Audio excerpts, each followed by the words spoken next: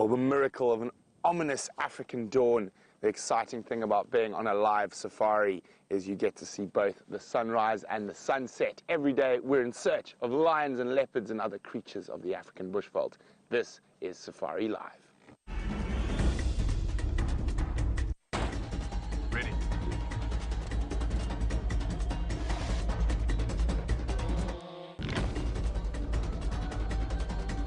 Standing by.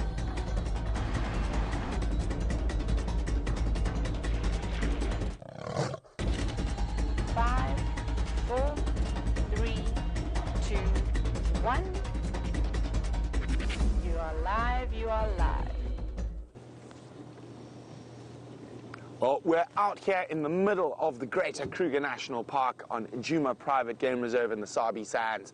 There's been lions roaring, I've heard leopards rasping, I've heard elephants trumpeting, and you're on a live African safari. My name is Brent, and on camera I have the infamous Eggsy this morning, and we are actually in search of leopards. So there was a mating pair of leopards very close to our the northern edge of our traverse area, and what I'm doing now is coming to see if they came to visit us. So I'm going to be moving through the bush, stopping, listening for that distinct call of mating leopards. So there's not much else in the bush you can confuse with that. I know James is on the other vehicle, has headed down south with VM, and they're looking to see if Queen Karula, the dominant female leopard on Djuma, is around. And of course, the Nkahumas have been all over the place, so if we find lion tracks, we'll be on those as well. But it is sort of this wonderfully sort of dark, ominous morning. Normally it's either bright and sunny with beautiful, but actually, as Rebecca, who's in final control, said, it's a very much of an Armageddon-like sunrise this morning. And I just want to have a quick look at these tracks that are on the road, down at the hyenas. Lots of hyena tracks.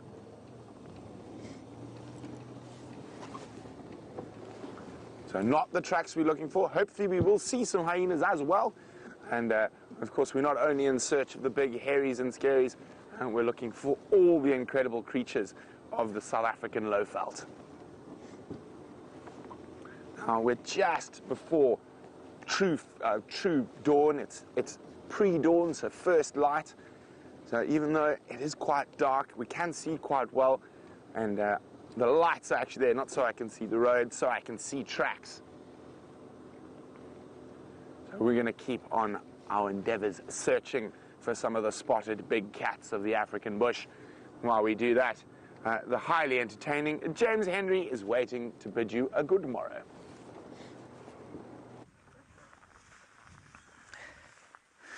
Good morning, everyone. It's lovely to have you with us here on the Sunrise Safari. My name is James Henry. On camera today, I've got VM Doornbraak, and I must just tell you that I've been receiving some commentary from VM this morning. My mic's hanging out of my head. Does it look ridiculous? A little bit. Okay, I will sort that out. I promise everybody. I'll just speak to you like this for now. Must just tell you that while we've been driving along here, VM has been giving commentary on Mvula, and of course that's who Brent is looking for. Mvula, a male leopard, around about 13 years, we think. And VM was just saying how he thought it was a very clever strategy of Mvula's to have retired from his territory, travelled the world, and yet still maintained the advantages of a territorial male. And, you know, he's trying to leave a genetic legacy right now, and VM thought that was a really excellent strategy. I had to agree with him thoroughly. And Mvula, as I said, and of course it's not particularly appropriate, sort of cliche to use, but I'm going to use it anyway, there's life in the old dog yet. Right. We are as live as Brent, which means we do want you to talk to us, please. Hashtag SafariLive if you're on Twitter, or questions@wilders.tv if you're on the email. Our plan today was to head sort of to the south of Djuma and see what was going on there. Maybe Karula has come back from the south. Maybe she has not, but something will be interesting around the corner. There are some impala through there. It is still fairly dark, and as you might be able to see, as Brent showed you, the sky is looking a little ominous. Is it not, VM? Look at the clouds scudding overhead. And as I got up this morning at 20 to 5. Yes, everybody, 20 to 5. This is how early we get up to bring you this show. Well, some of us. VM didn't get up 20 to 5. I thought at 20 past 5, VM got up. I thought how very strangely warm it was, and looked up, and there was a blanket of clouds holding in the heat of yesterday. And it is apparently 16 degrees Celsius, and that is 61 degrees Fahrenheit. It's one of those easy ones to remember. I am, in fact, yes, you are correct, wearing a towel over my legs, just, you know, to keep out the morning chill. Alrighty, let us continue, VM. Are you ready? Excellent, marvellous. As I was saying, 1661, nice one to remember because, of course, opposite numbers. The only other time that happens is when it's 82 and 28. There's your fun fact for the day. Your number fact for Monday. What is the date? The 14th today, I think, is it? 15th. 15th of August, everybody. We'll have one more look at these impalas. Let me just get into a position where it's slightly easier. And then I want you to try and listen. I'll be very quiet. Just have a listen to the sounds of the bush.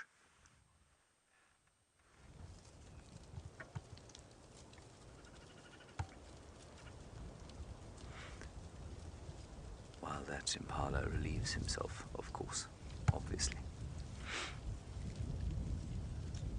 I am the bush laxative.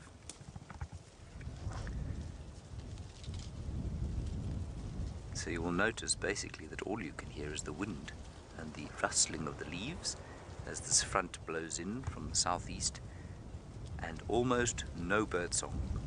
For the last 3 days I've been astounded by the lack of singing birds. I don't understand it.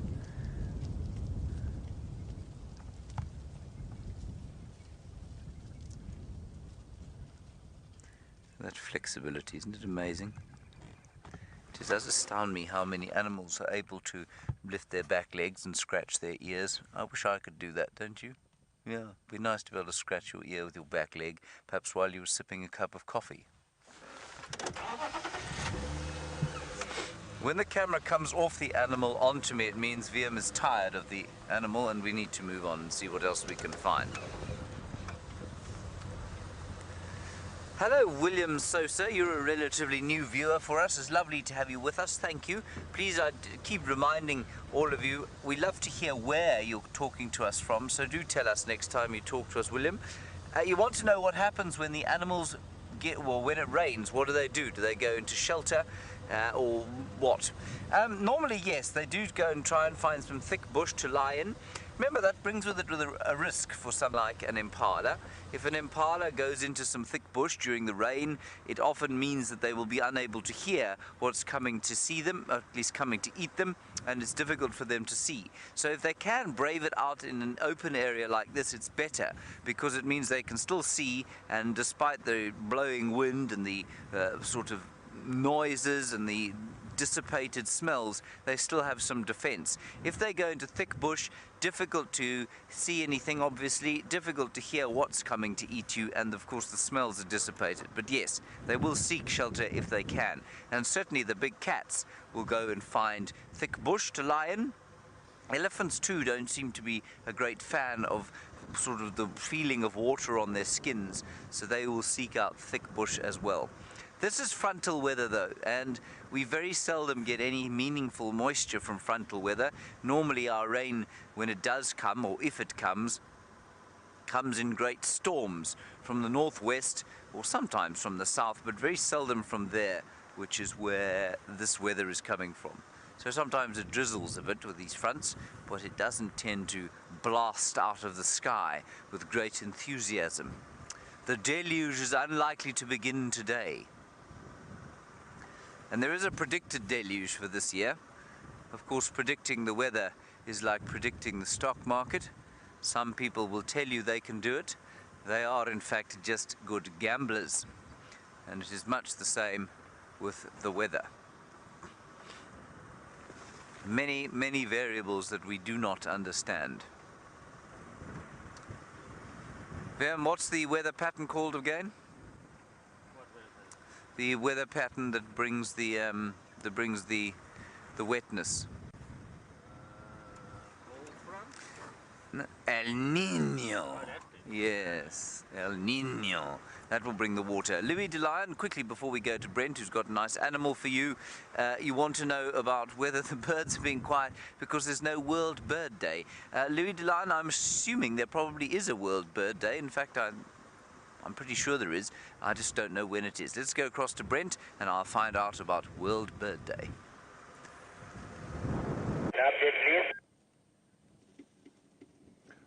So our first creature of the ominous morning is a lovely herd of elephants, the least ominous creatures out here in the African bush. So there we go. They are in a bit of a gory thicket at the moment.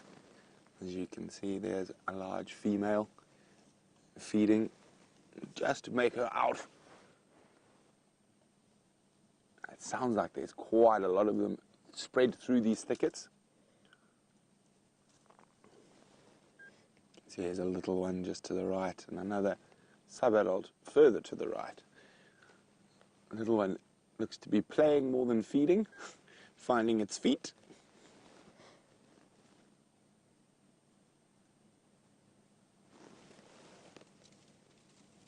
Little elephants are just so cute. They sort of remove the dark and foreboding feeling that we had earlier on this morning. I'm trying to use his trunk, hasn't quite mastered the art yet.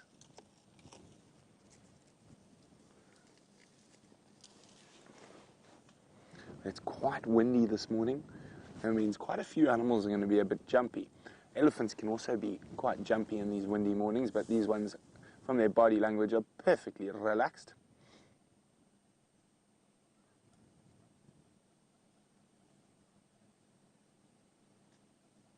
I think there's some more, if we go forward a bit, that are out in the open.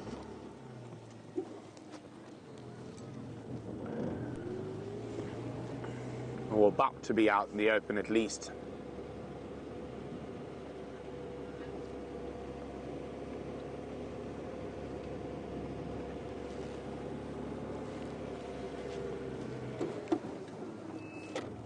There we go. So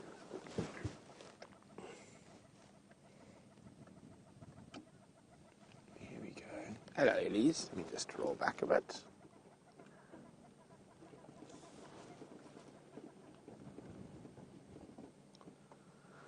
Another female and calf. So it sounds like there's quite a few of them spread through the bush around here.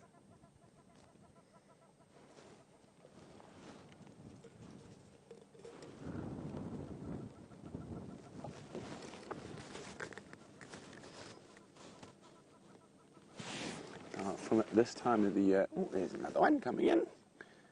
The elephants are going to start showing signs of being a little bit malnourished, or certain elephants, particularly the old ones or the young ones. Now, the biggest threat to the younger ones is if mom can't get enough food, she stops producing milk. We have seen a few elephants aren't looking too well. These ones look in fine fettle, though.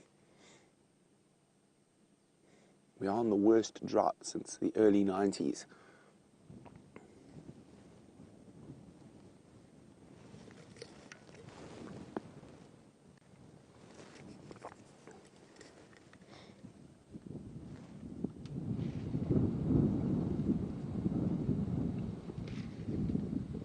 In normal circumstances, the gory bush is not something the elephant is particularly fond of. But of course, now with the lack of food around, any edible bush is fair game.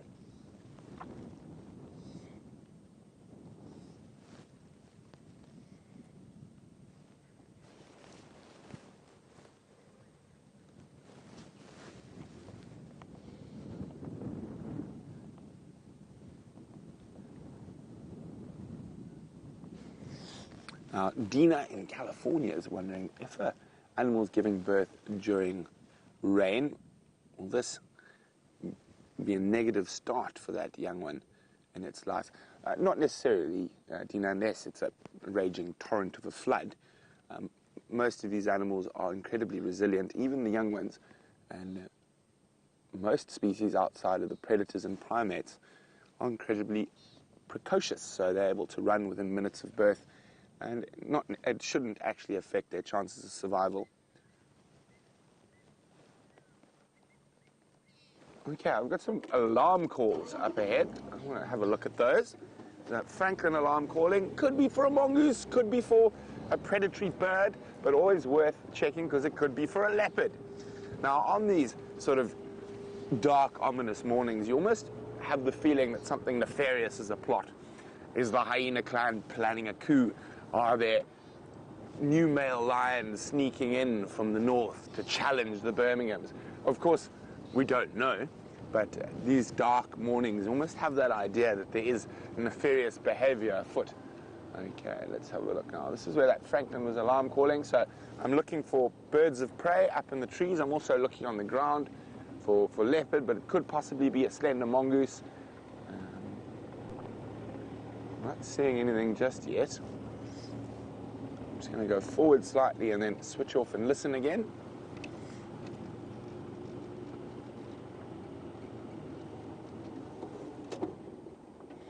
So around that dead knobthorn tree there, that's where the alarm calls came from. But I'm thinking it was probably a bird or a slender mongoose because they're very relaxed impala off to the right. Just see them through there. Okay. They should be around there. There we go. There they are. So they don't look like there's a leopard close by. It's not to mean there can't be. But if a leopard had been disturbed a Franklin like that, the likelihood of them spotting it is raised exponentially.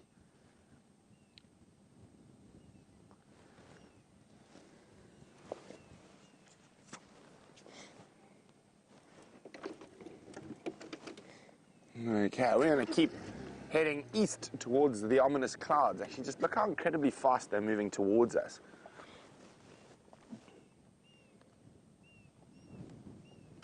You can see how quickly they are moving. Incredible. Now, Michael's wondering if there's been any update on Shadow and her cub. As far as I know, Michael, they were seen a couple of days ago in Sibambili. But they haven't been in our traverse area for a while, and if they have, they've just crossed out. But as far as I know, the cub is still healthy.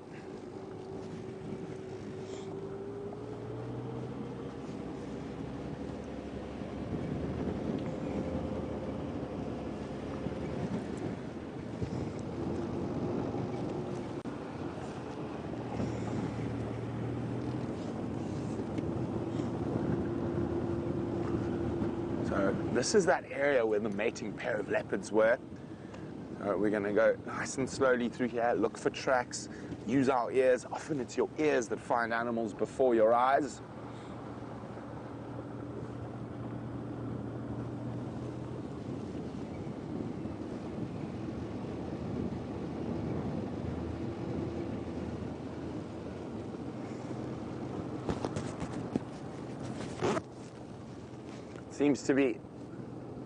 Temperature seems to be dropping as we get later.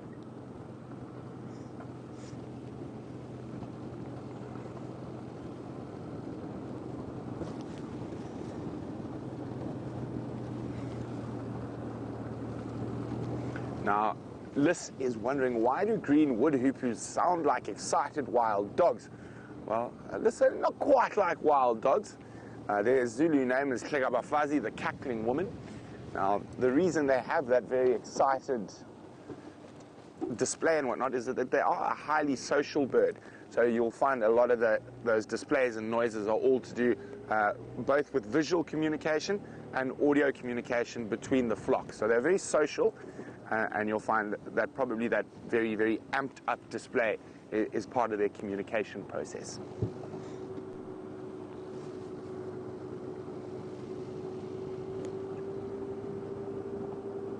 So those mating leopards were seen last night, maybe about 500 meters from here. So that's why I'm going really slowly here, looking for tracks. And what I'm going to do is I'm going to get to the tip of the hill, and then I'm going to switch off the engine and just roll slowly down the road so I can use my ears as well So while we do that, let's go see how James is doing in the south.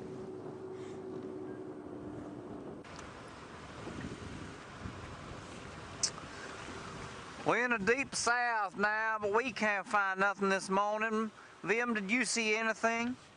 No, I did not. We did not find nothing, everybody. We just see trees. We can hear one or two birds calling, but otherwise, there's nothing going on here in the south. Hoping to find some tracks, but as yet, no tracks.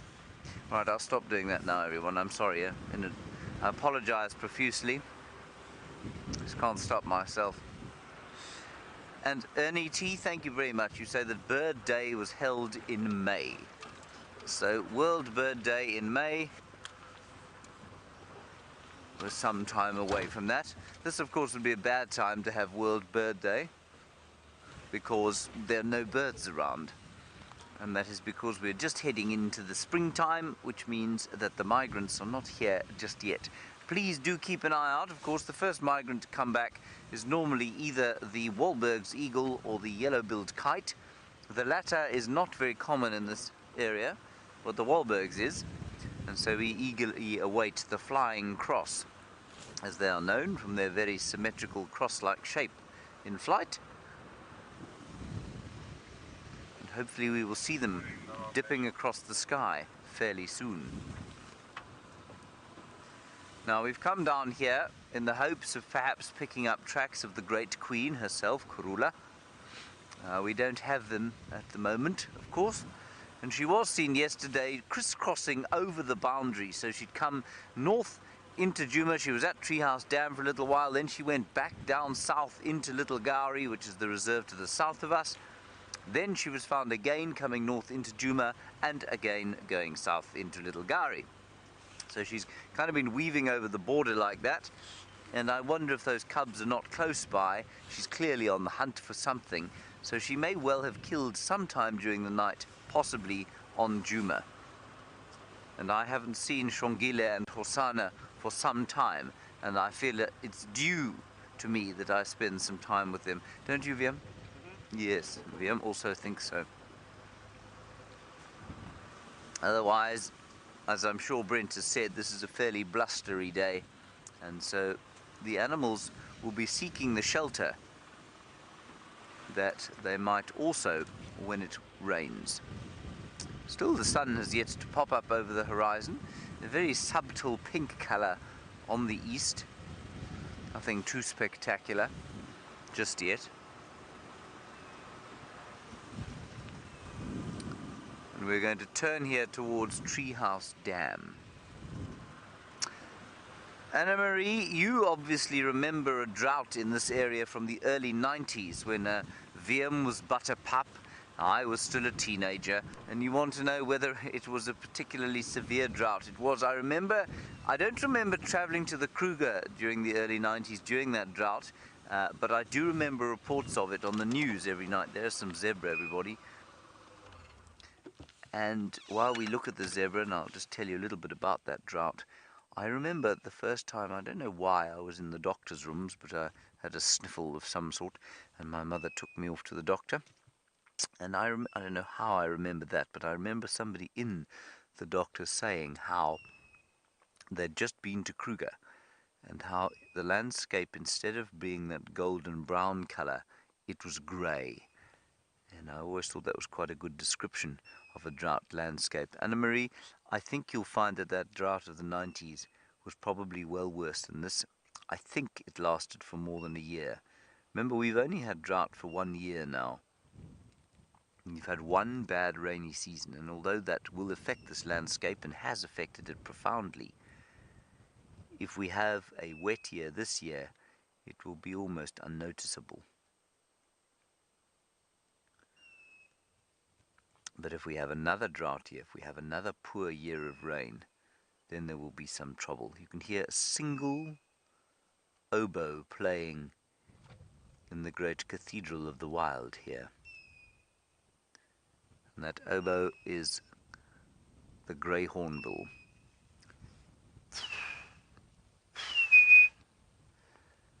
I'd love to tell you that I made up the term Cathedral of the Wild. I'm afraid I did not.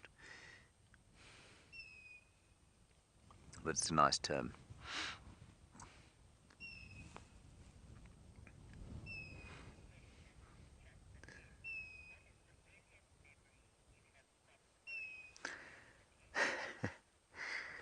Justin S., a nice one from you about my earliest memory of the bush. I'm going to talk to you while we drive towards Treehouse Dam.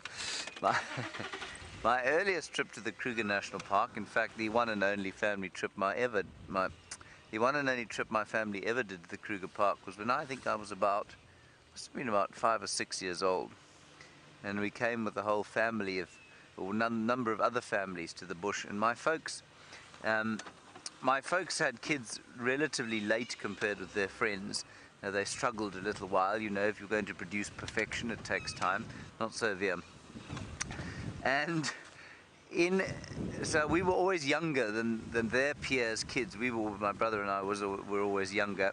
And I remember we came to the bush, and between my brother and I, we contracted the most awful state of gastroenteritis. We were vomiting in the car. We were bedridden for much of the time. We were deeply miserable human beings. And that is my earliest memory of the bush. And so it wasn't an auspicious start to a career in the wild. But that's a sort of amusing anecdote of my beginnings in the bush. But I remember the first time, and I've told you the story a few times perhaps, but I quite enjoy it, so I'll rehash it for you. The first time that I felt wow in the wild, I felt the touch of wilderness, the call of it, was in the Drakensberg Mountains in 1993. In the August, it was exactly this time of the year, and I remember this time of the year always for those winds and a different smell on the air. And I remember sitting on a mountain, looking down east into a valley, and the sun had just about set behind us over the Drakensberg Mountains, and this long thatching grass was waving in a breeze and just reflecting the beautiful light. And I remember thinking, yes, there's something here. And that was my first memory of wilderness. There's the sun, Viam. Look how nicely I framed it for you. Exactly. Isn't that impressive? Come on, pretend you're vaguely impressed. Come on. He's unable to pretend he's even vaguely impressed, everyone. I mean, you couldn't have planned that better, could you? Very nice. So the sun has come up. I don't know how hot it's going to be today, but I don't think very, given this front. Oh, even nicer, Viam. Beautiful. And Rebecca says the prediction is 26 degrees. I'm not sure it's going to reach that if this front persists. As I was saying yesterday, we often get these cold snaps after the first sort of warmth at the end of the winter, and I'm sure that's going to happen. It was 30 degrees Celsius here yesterday. That is pretty hot for the middle of winter. Now, keep an eye out, everyone. We're into the area where Karula has been doing quite a lot of her, shall we say, population control of the impala of the area. It's been remarkable to see, I think, and many of you who've been watching for a long time will be able to tell me if I'm talking nonsense or not, that the size of prey that she's been catching since she's had to feed those two hungry little cubs has been markedly increased. I thought most of the time before she had the cubs she was killing steenbok and duiker, much less risk involved, sometimes young bushbuck or impala lambs. These days it seems to be almost always that she has killed an adult impala, sometimes a ram, often a female. And that obviously will feed the three of them far more effectively than a little duiker or steenbok.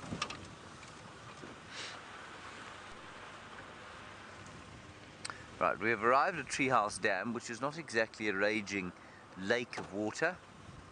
So we'll just see if there isn't something lurking in the mud there. And then we'll continue making our way towards this rising sun.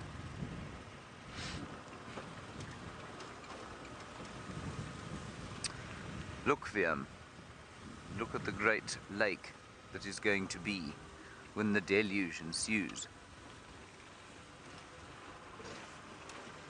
Let's see what's up here. There is not a drop of water left in this dam. There was a little bit, everyone, from the rain that we had about 5 or 6 weeks ago now. When would it have been? Not actually that long ago, maybe 3 weeks ago. And there you can see a great dryness. Righty, we're going to go continuing towards the east there, see if we can pick up tracks of Karula. Let's go and find out how Brent is doing on the lion tracking, or perhaps the Mvula tracking that he is engaged in as we speak.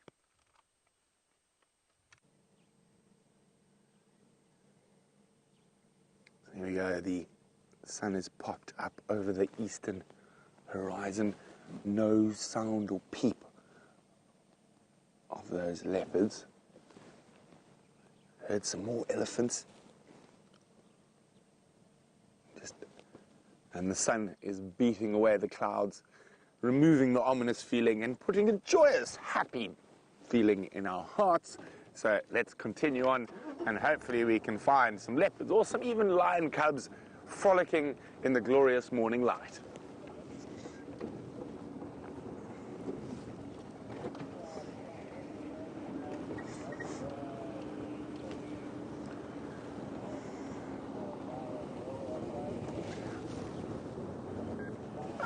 Morning, Tasha Michelle.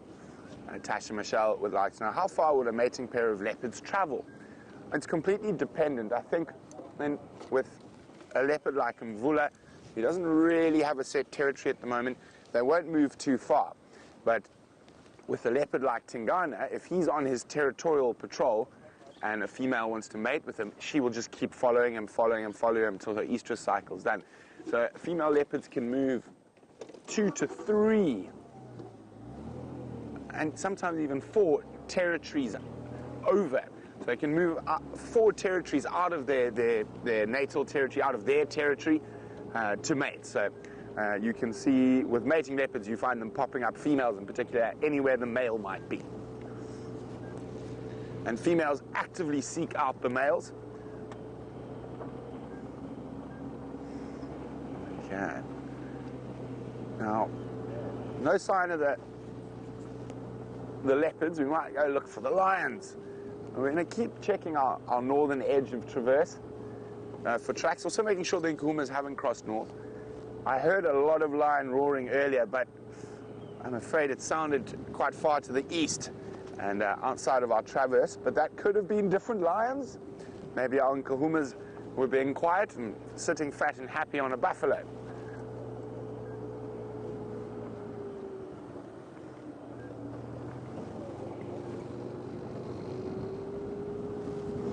So far, hippo tracks, buffalo tracks, civet tracks, gerbil tracks, but no big cat tracks.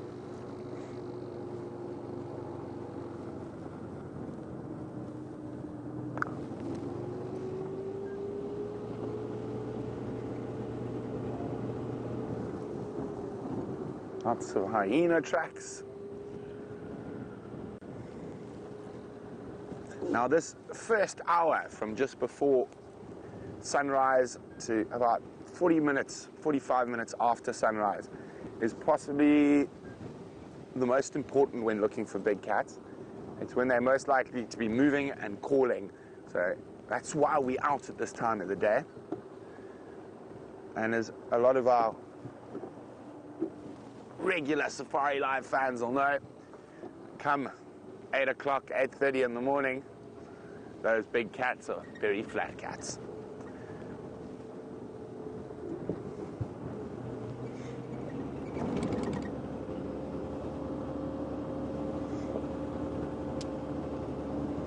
So we're heading towards the Buffelshoek waterhole at the moment. But what I think I'm going to do is I'm actually going to go past the Buffelshoek waterhole down to our eastern boundary, and then I'm going to slowly work my way back west and zigzag my way through Djuma this morning.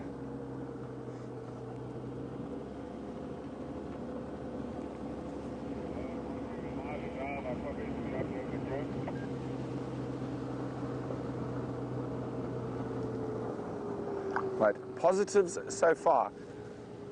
Well, you got one positive, one negative. Positive, no lion tracks heading to the north. Negative, no leopard tracks coming south. Ooh.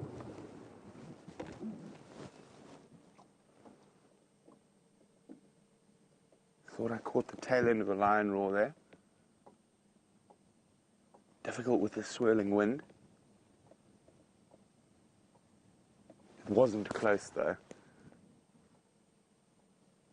Well, I have to catch the full roar just now to find out exactly where it is.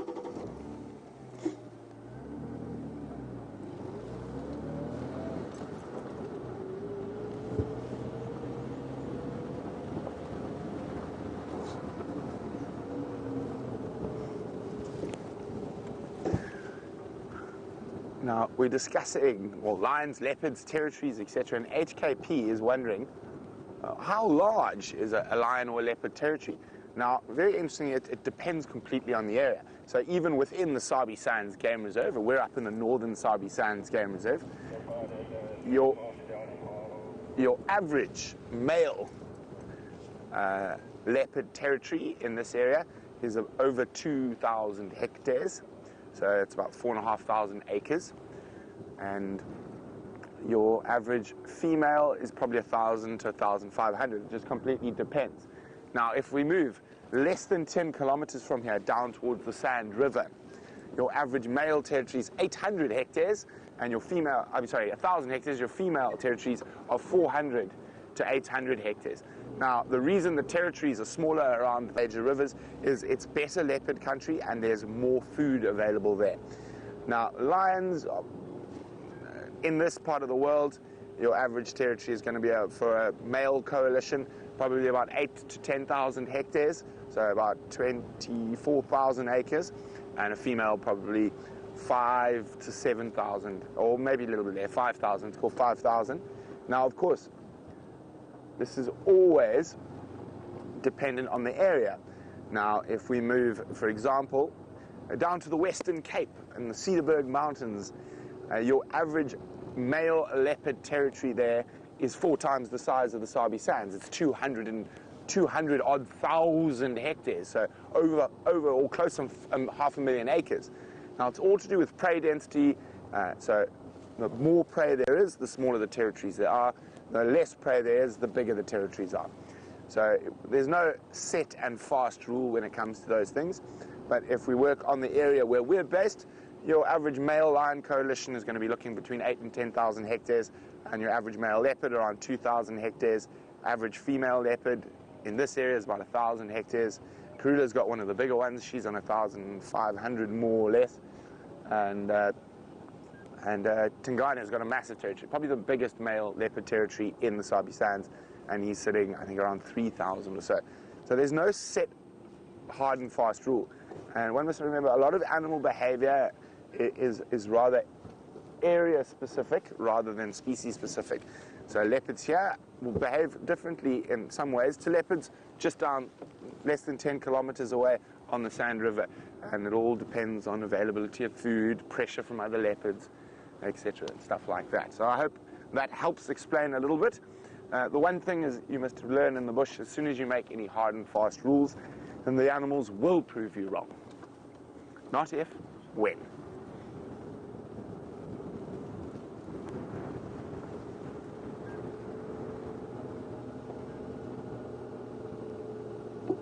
Okay, so still good signs for lions. No tracks leaving. Now, one of my favorite roads to look for big cats is Hippo Pools Road, and that's my next route. I'm going to go all the way up to the eastern boundary, and then I'm going to come back down towards Buffels Hook on Hippo Pools, then Quarry Pan, back to the eastern boundary. Of course, these plans change if you find tracks, but it always helps to have a plan and also to have an understanding about the animals in the area you work in. Now, of course, a lot of it is in your mind already. You know what you're going to do.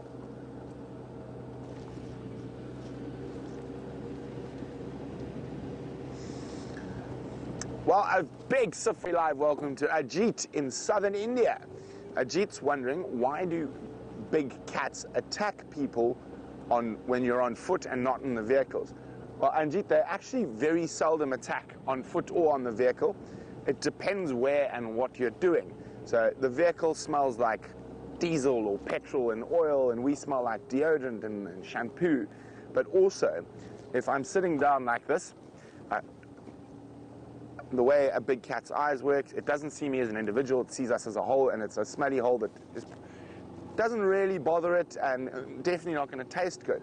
But if the lions were where that tree is here, and if I had to do this, and I had to stand up, oh, my ears are going to fall out, all of a sudden, that lion is either going to go, or it's going to run away. Now, there's a very important reason for this. So, human beings and lions evolved in Africa at around the same time, and reached modern form at a very close proximity somewhere between 500,000 and 200,000 years ago. Now, the dominant daytime predator is a human being. We're a dominant social predator, and if we see lions during the day, a group of men can kill them, especially if we put pressure, keep chasing them, we chase them. They have very big difficulty in dealing with it's a leaf running across the road with heat. But when it gets to sunset, there's this little thing in our bodies that says, oh, I must go home, I must go home. And it's actually an instinctive response from when we used to live on the African savannas, because as soon as that sun goes down, we stop being the dominant predator, and lions become the dominant predator. So lions at night is a completely different animal to lions during the day, if you're on foot. And one of the exceptions to this rule, although I would love to do it one day, is tigers. Because they're quite a lot bigger than lions, and they have a very similar habits to a leopard. Tigers are great man-eaters. We form part of their natural sort of diet. So, although I know friends of mine have walked tigers on foot in India, and I've actually been invited to go track tigers on foot in India, which I cannot wait to do one day. But it's also all how you react. So, this sounds ridiculous. If a lion charges you, and they do charge you, not very often, when you're on foot. Normally, they're charging you as a warning charge, telling you to go away. You're too close. Now, there's a very simple and safe rule with all big cats on foot. Noisy cat, safe cat. Quiet cat, dangerous cat. So if a lion's going and slapping the ground and growling and snarling, it's a safe cat. He's telling you, you're too close, go away. If a lion's coming at you and he's not making a sound, he's trying to eat you. So there's a difference. And also how you react to those situations when you're on foot determines the outcome a lot of the time. So if a lion charges, you got to stand still. You do not run. Whatever you do, don't run. So you shout, you clap, you throw stones at it, and generally that'll stop. Actually, most animals, elephant, hippo, buffalo, you can stop. Oh, some zebra. You can stop a charge with some well-aimed choice words during the day. At night, however, not a good idea.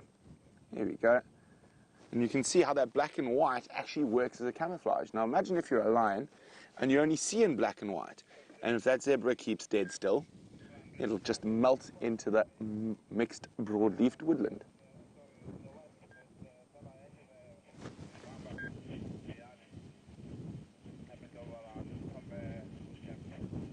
So I'm just listening to the Game Drive radio for a second.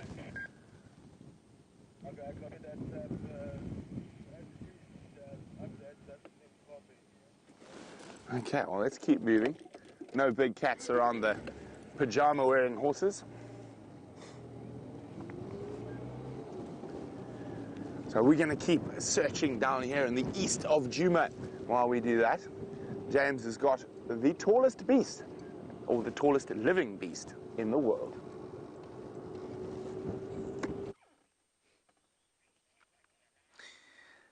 Look what VM is doing, everybody. He's being deeply artistic this morning. VM, that is very artistic. VM, of course, likes to be artistic around giraffe because they're not his favorite animal. This giraffe, a magnificent bull, standing on the eastern bank of the great Mlwamati drainage line, eating what would be very toxic to you and I, the tamboti tree. Some of the last remaining greenery. Was he eating a jackalberry behind there? No, it is tamboti he's eating. Now, tamboti has a sap in it, a milky latex-like sap that is very toxic to human beings. He's seen something. It's interesting. You see how his attention was arrested. What you seen there, fellow? Please let it be a leopard. You can hear the parrots calling overhead.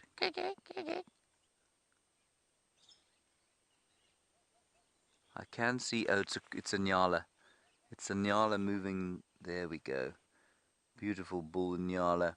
And that was a Natal spurfowl walking left out of your picture. There is his wife, Mrs. Spurfowl. Morning mobile stations, Bernie from... Ooh.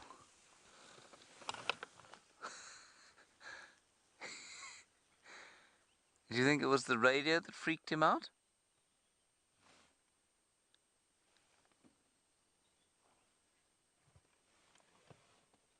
Absolutely terrified by that nyala.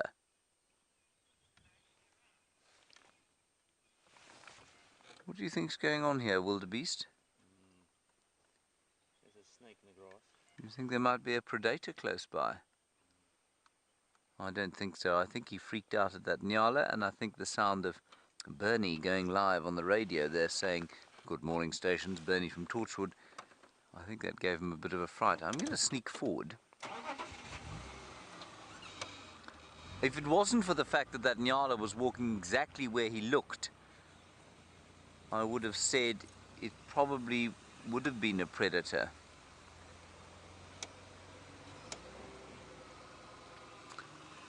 Hello.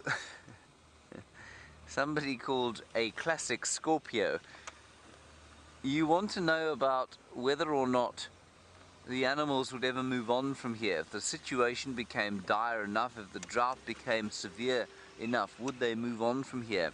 Very difficult for animals to move on from here if they are not programmed to do so, and if they don't have the physiology to be able to do so.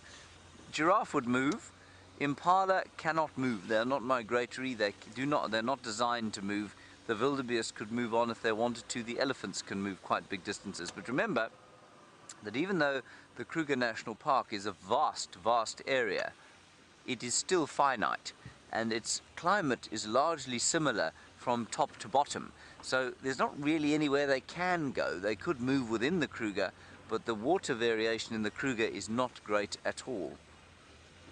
Let's have one more look at the giraffe here. I know it's not your favorite, but this one is quite interesting, you see.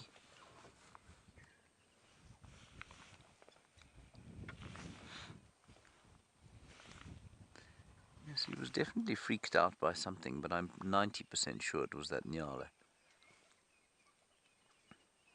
We're also right next to the jackalberry that is fruiting. So we'll have a look what birds we can find in there just now. Don't see any tracks of the great queen around here. I was hoping to. Isn't that lovely?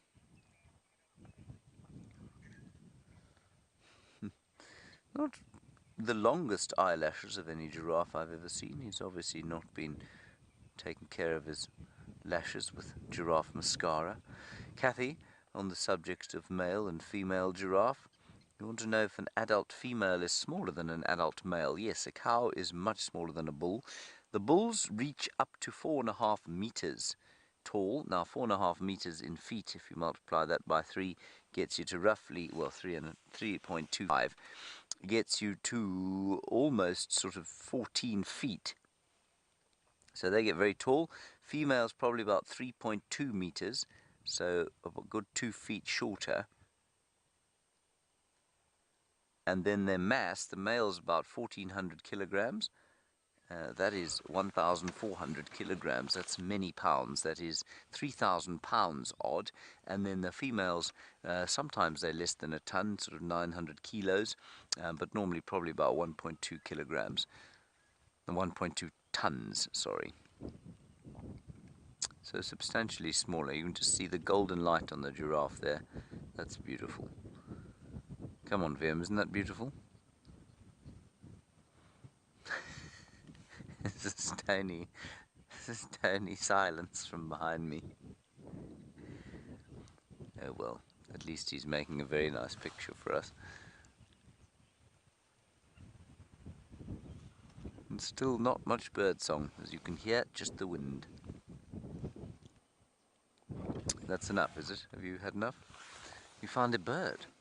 Very nice. There we are, the grey go-away bird. And while we look at him, he's been sitting in the jackalberry tree behind us. Justin S., you want to know what determines the colour on a giraffe? Justin, the colour on a giraffe and the patterning is purely determined by genetics, and obviously through evolutionary time, the patterns have been described and developed in order to help them, I guess. I suppose there must be an element of camouflage in it. We're not really sure why they should be patchy like that, though, in the same way that we're not really sure why zebra should be striped. Here's the tree that is fruiting so nicely now, and only the grey go-away birds that I can see in there. The parrots were definitely eating some fruit from here. The monkeys have been spending a great deal of time in here.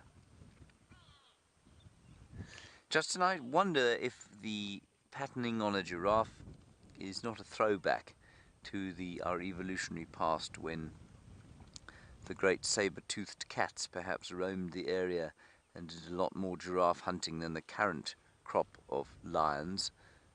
But it'll probably have something to do with camouflage rather than any other of the outlandish theories about thermoregulation that tend to pervade when people have a little bit too much time on their hands to think about outlandish things. Okay, so that's here.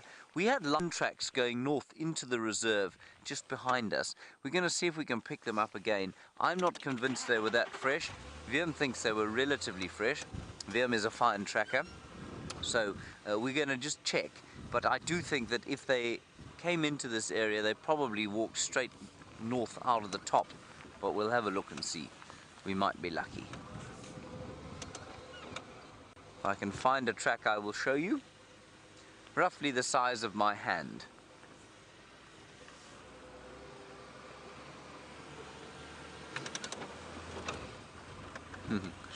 Zoe, we were watching that giraffe, and all you could hear, of course, was the wind. And even though he got a fright and he ran away, he didn't make any obvious sound. And you want to know what the alarm call sounds like? Well, they do two sort of alarm sounds. The first is a sort of a snort. It's not very obvious. It's nothing like the snort of an impala alarm calling or the bark of a kudu. And then if they're really alarmed, if they're upset and they're alarmed and they are very cross, they make a kind of groaning grunt. And it's quite disconcerting to hear. It's a little bit like a buffalo bellowing, but a bit higher pitched. And I'm not going to try and do it for you. But it's a fairly disconcerting and loud noise. And that's sort of in alarm too. And then of course we know that they speak to each other using infrasounds, so very low frequency sounds that are beneath the audible range for human beings. Now I don't know if they do that in alarm to each other. Perhaps the cows, which tend to occur in loosely aggregated herds, perhaps they alarm call at each other in low frequency, but I don't know. No more lion tracks around here.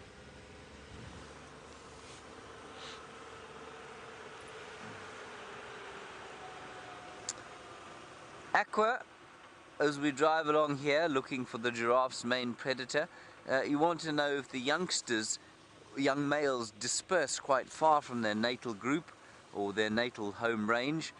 Yes, they do, probably fairly far away. And you want to know if they form bachelor groups. They will as youngsters, But as with many male animals out here, especially the bigger ones, often those are very temporary aggregations. So they're kind of temporary groups where the guys hang out together while they're growing up. And then when they become dominant, or when they want to try and mate and they assert themselves, they tend to spend more and more time alone or in the company of small female groups. So they don't form bachelor groups in the same way that, say, impala form bachelor groups. See if we can't find these lion tracks crossing this road. It looked like they were heading this way. I'm just looking deep into the boughs of that weeping boerbean tree.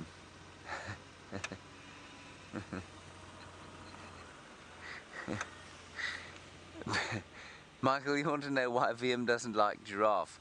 VM has sort of... He's got various pet hates from now, you know, at various stages. He didn't used to like buffalo, but now he does like them. And I think giraffe at the moment are his pet peeve. I don't think they do enough for him. He likes giraffe if they're being set upon by lions, for example. Then he finds them very entertaining. Let's head across to Brent, who I think has got some nice tracks to show you. So we're trying to figure out a puzzle at the moment.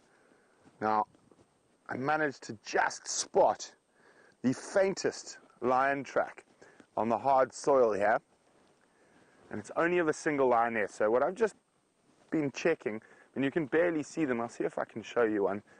They are quite difficult tracks, especially because there's just one. This is probably the easiest to see. Over here, you can see the back pad and the toes. Now it's only a single lioness, so I've been checking around both sides, seeing if the rest of the pride were here. This is probably the single lioness James had. She had it not too far from here. I think she's gone to Buffalo's Hook Waterhole for a drink. But we're not going to keep looking for her. I'm going to look for the rest of the pride. I'm quite convinced they're in this area here. So yesterday I went out tracking, and it's a little bit of a sad story. So we found those very difficult tracks yesterday morning. About 300 meters from there, the pride killed a kudu. And by the time we went back to those tracks and walked in on the sunset safari on tracking team, the kudu was finished and the lions were gone. But that is one of those things. There were lots of vultures around, but no lions. But they headed in the sort of northerly direction. Now, that single lioness, honey, she had quite a nice full belly, so I think she went back to feed her cubs. And then the rest of the pride are still around here somewhere.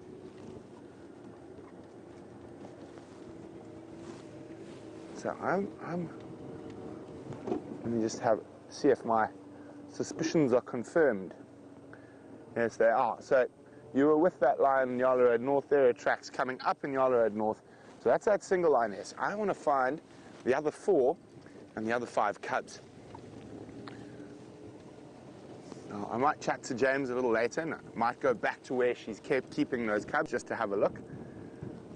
But I think for now, while it's still cool, the wind is blowing, I'm going to keep looking for the main body of the Nkuluma pride. Now, of course, we don't only look for lions and leopards. We look at all sorts of different things: trees, bushes, insects. Of course, not too many insects around with this drought at the moment.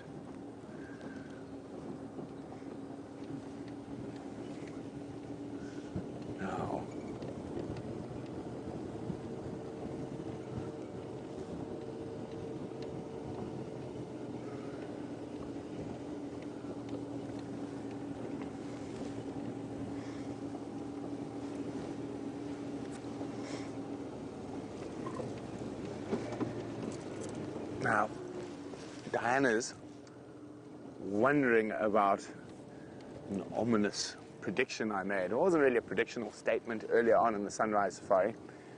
And it's, what are the chances of another coalition of males coming into the Birmingham's area in the next 12 months? Are there other males we know about in the area? There's a few up to the north, Diana, in the Manyaleti. But one must remember, there's this mass of the Kruger National Park to the east that we don't know what's happening with the lion dynamics there. I know on Nkoro they've seen a coalition of 3 young males a couple of times who are probably around 3 years old, but very skittish around the cars. So there is always a possibility that a new coalition will come in. Now, the Birminghams are in their prime at the moment. 6 to 10 years old is when the male lions are at their best. But you never know whether another coalition is going to come in. And that's one of the amazing things about being open to the greater Kruger, is that there is free movement. And one must remember, as sad as it is for us, remember when the Birminghams came and killed the Styx cubs, that is how lions control their own population. It is nature at its worst and at its best.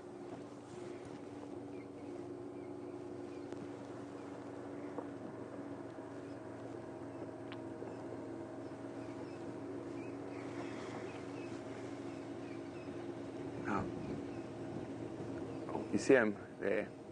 Don't fly, don't fly. He's got something as well. He's eating a caterpillar. No, he flew away.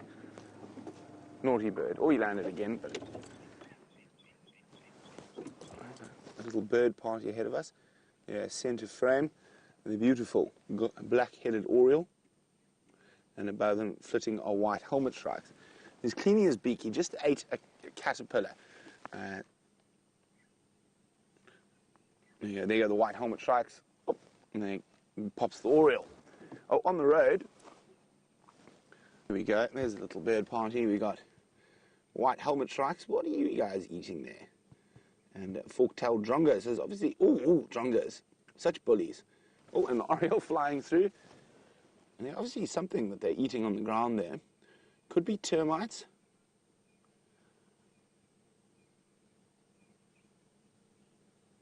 Let's have a closer look. Let's try to sneak a bit closer. Hopefully they don't fly off too quickly.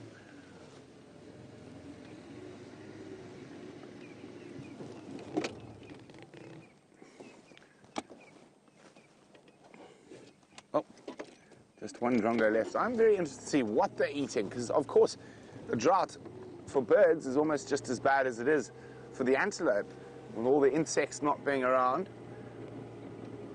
I think they might be eating harvester termites. And is it? Yes, okay. Let me just go out of it. Now I'm quite sure they'll come back as soon as we move on, but I just want to have a closer look.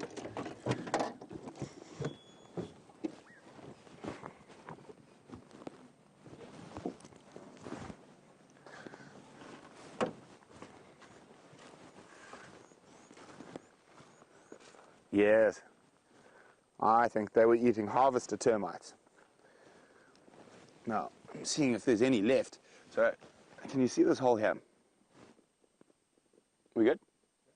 So, that hole there is from a harvester termite. The reason I know that is because of all these little grass seeds and dead bits of grass. Now, those are the rejects. So, basically, the workers go out and collect as much grass and whatnot as possible, and there's quality control at the entrance. So these are the ones that did not pass quality control, although I do see some very nice Eragrostis seeds in here, which is love grass, saw-edged love grass in particular this time. But I think what happened here is the birds found them. So as the birds would have started feeding on them, the termites would have sent a chemical signal to each other, and that would have caused them all to go down. There's a soldier.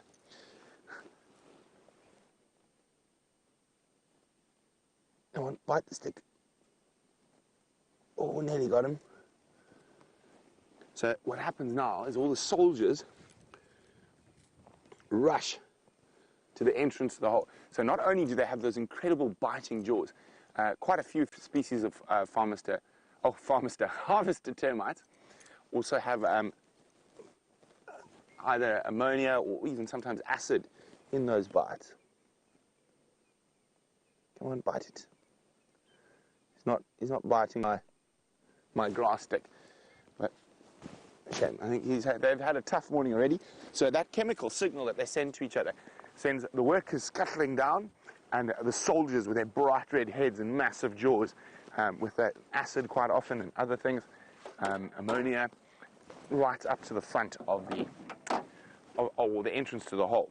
So harvester termites are also one of the few truly diurnal termites. They will operate at night as well, but they are able to operate during the day, and that what makes them quite interesting. They're very dark compared to sort of the white, almost luminescent, see-through termites you get that when you lift a piece of bark or anything in there underneath. Now, harvester termites collect grass and seeds, but what they do is they're quite dark. They've got dark stripes through them, so they've got melanin in their skin or in their exoskeleton, which is basically like sun cream.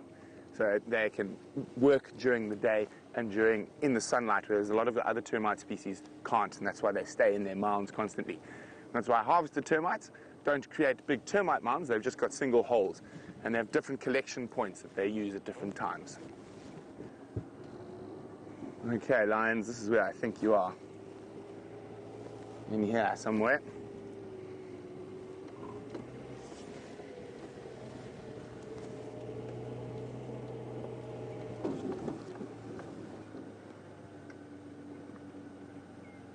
There's a white-backed vulture. But he's a bit far away. But so this is the area where they killed that kudu yesterday. So I don't think they went too far if they had full bellies. And we'll probably see quite a few more vultures around here. It's still a bit early for them to start taking off. They're waiting for the day to warm up so they can ride the thermals.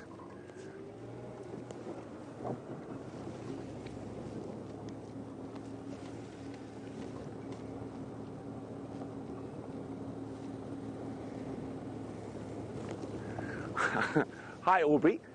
Aubrey said yesterday someone said we could eat termites. Could we eat them raw and alive, or would they bite? You can eat them raw and alive, but I always, if I'm going to eat termites, especially a soldier, I recommend taking the biting bit off. Yes, they can bite if you put them in your mouth, a lot of them in your mouth at once, but if you're eating a single one, you can normally crunch it before it does.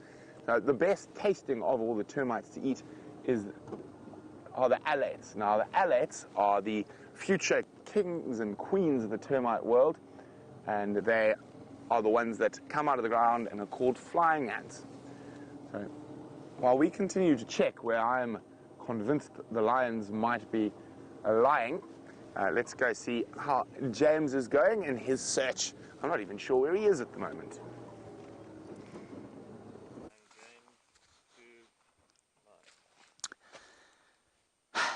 We've come along the southern boundary here. This is where Karula was seen yesterday, and she crossed back south into Little Gowrie here, and I have failed to find any further evidence of her, so I'm going to assume that she's still over there, unfortunately. What we have over here is an interesting bush called a sickle bush. Now, the sickle bush, if you look at it from over here, has got some very nasty spines on it. Now, there are a couple of things to tell you about this. First of all, the fact that this is not a thorn, it is a spine. The difference being that it will eventually become a branch. Now, that's quite clever. If you're a tree, rather than investing in a sort of specific defensive mechanism, why not make your branches sharp? Because they're just as effective as thorns, but they also serve a function other than spiking things that want to come and eat you. So they will produce leaves like this, and eventually the spine will become a branch like the main stem. Well, it probably won't, because I think the elephants will destroy it before that happens. Then the other thing about this tree is that you can see it's been mangled by elephants, and most of the trees out here are mangled by elephants, but in the absence of elephants and in the presence of grazing pressure, these trees become monospecific stands of sort of a completely impenetrable sort of thickets. And so in the area outside the reserves where the cattle have grazed the land flat, these trees have become really, they've become an enormous encroaching problem, and that's because there's no elephants to keep them under control. They're quite pretty though if you find them like this, and they've got beautiful pink and yellow flowers that look like Chinese lanterns, and that gives them their name, the Chinese lantern bush, unsurprisingly. Not bad forage for elephants, and also good, a couple of medicinal uses, one of which is the creation of an eye ointment from crushing the bark. Nothing, I thought I heard the crunching of bone, but I think it was just leaves rustling against the trees. Yes. So the eye ointment made from crushing the bark, soaking that in water, and then pouring the cold decoction into the eyes. So if you have sore eyes, that's what you do. Now, I read that from a book. Whether it is in fact still used like that, I don't know. Certainly that's what it's been interesting walking with Herbert of late. He'll be back tomorrow, hopefully, because his mother is a traditional healer. So she's been using these plants, and he's been using these plants for his whole life. And so when you come along and you've read a book and you say, well, you know, this tree is used for that, he says, no, it isn't. And then he gives you a proper medicinal use, and best of all, he'll tell you how it is prepared. Hello, Chris Rogue. You're wondering about Stapelia gigantea, a plant that smells like rotting flesh, otherwise known as a carrion plant, and you want to know if we find them in this area. We do. I've seen one or two, but I can't remember exactly where. They like very shallow soils, fairly rocky soils, and you can find them there. I will show you a picture of one as soon as we get to the edge of the reserve here. And I haven't heard any further or seen any further signs of Karula, so we'll turn north over here. Now, Chris Rogue, let me show you your Stapelia plant.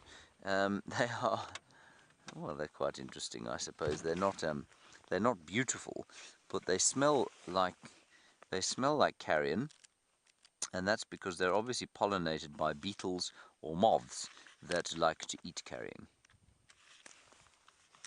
There we are. That is Stapelia gigantea. So you can see it's quite a succulent plant. It's got the succulent leaves, and they're the stinky flower. Stapelia gigantea. I always thought Stapelia a really rather appropriate name for a smelly plant. Not sure why. Okay, we're going north up Cheetah Cut Line now. That's the eastern boundary of Djuma. Brent has pretty much surveyed the north. He's covered the northern areas. He may have a surprise coming for you fairly shortly. So we're going to head back towards the west and perhaps check out Arathusa, because I can't find anything else around this area.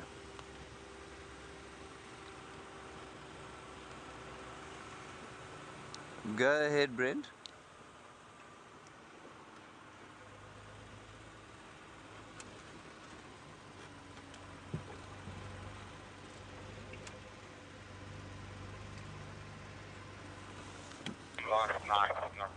Really disappointing. Tracks of a wild dog. Okay, copy, thanks. I'll have a look. Brent is not going to follow the wild dog track because it doesn't look very fresh to him. But it's quite interesting. It's just a good idea to keep an eye out for it.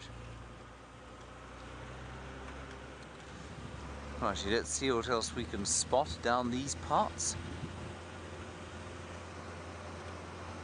The light very flat this morning because of the clouds, so I'm not sure that, as Brent says, it's going to become that much brighter.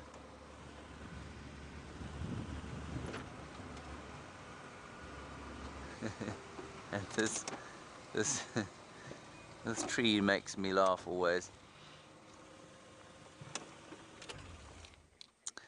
It used to house a nest of little brown-headed parrots, and then unfortunately the wind came and blew off their nest. What was that, Jim? I think it was the fan on the car starting up, perhaps. No, it was a vehicle behind us. Okay, Justin S., you were wondering about cacti and whether we find them here. We don't find cactus here. In fact, there are no, as far as I'm aware, indigenous African cactus species. We have something else called euphorbia, and euphorbia is kind of the African equivalent. There's a waterbuck there. Our cup runneth over suddenly. 2 waterbuck, if you can believe it. Can you believe it, Wiem? The amazing abundance. Shall I go backwards? There's one. There's another one in front of us, but we'll keep looking at that one. That one's just as good. And the euphorbias we don't find in great abundance here. We get 1 or 2 species here, the candelabra euphorbia and also possibly the rubber euphorbia. They're found both in the Sabi sands, normally closer for some strange reason to water in this area, but are definitely arid adapted plants, very much like a cactus, thick and succulent and very thorny and spiky, but they're normally toxic. In fact, they're almost always toxic, and very few animals, with the notable exception of kudu, are able to eat them. Beautiful waterbuck cow, very pleased with her thick fur on a day like today. And we were having a long discussion yesterday about colours in the bush, and what's a good colour and what's a bad colour. You can see a waterbuck's an excellent colour. So if you come out here on safari and you're worried about being camouflaged, a browny grey is always a good colour to wear.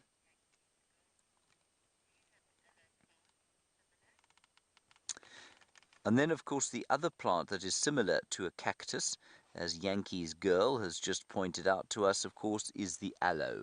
We do have aloes in the area. I've yet to see one on Juma, but we do have them around here. And an aloe quite similar in many ways to a cactus, I suppose, on surface value. They've got thick, succulent leaves,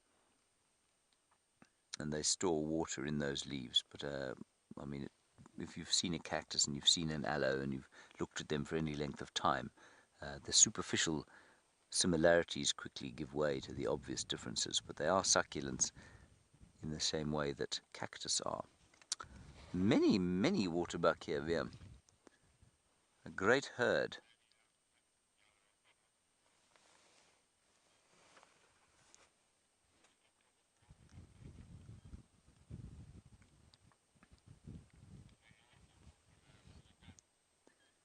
Isn't that nice? And just watch what they're eating. I'm just quite interested to see if they're eating the leaves or if they're still grazing. So it's a good indicator of how bad the drought has got. These are grazers, ostensibly, and if they turn to browsing or eating dead leaves on the ground, you know that the drought has become very severe. But they still seem to be eating grass. They don't look skinny. They're looking pretty good. Nick, difficult to see under all that hair, though.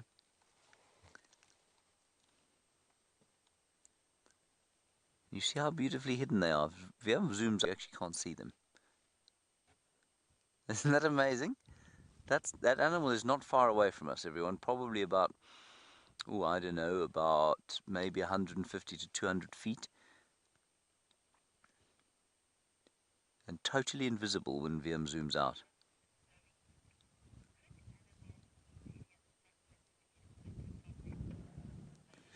And Zoe, we were talking about succulent plants. We've been talking about the drought, and you say, could any of the animals eat the succulent plants to get moisture? They could, and they do, but they do that from normal forage as well. You know, those kudu that we see here, they're not water dependent at all, and they will, although they don't eat succulents here because there aren't many here, they will get sufficient water just from the leaves that they eat. So their kidneys are highly efficient. Many of the animals here have got very efficient kidneys, but yes, in principle, animals can certainly get water from succulents. But remember, many of the succulents out here have highly toxic sap, and I don't think, although aloe vera we know is not toxic to us in small quantities, I think if animals were to eat aloe plants too much, I think you'll find that very bitter aloe taste would probably harm them eventually. Eventually it would cause some kind of toxicity internally. There the sun has come out and it has bathed us in lovely honey-coloured morning light. And now it's gone again. Kimberly, you're wondering about waterbuck and whether or not they are found only in South Africa. They are not found only in South Africa. They are replaced by various other relatives as you go further north, but there are certainly waterbuck all the way into East Africa. Now, we've seen the waterbuck, we've seen impala and elephant this morning, but what Brent is going to show you now is going to make everything else pale to insignificance.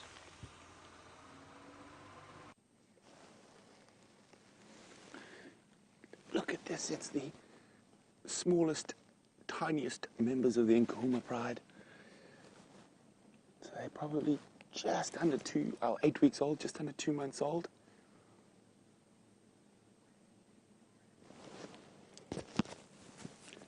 And Mom is actually here. Mom's lying just to the left of them under a fallen tree that we can't see. But it's nice and cool, so there.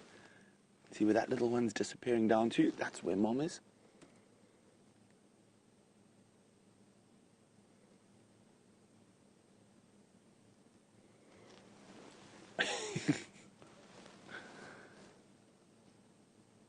And he's here all fluffed up. Quite chilly this morning with the cold wind.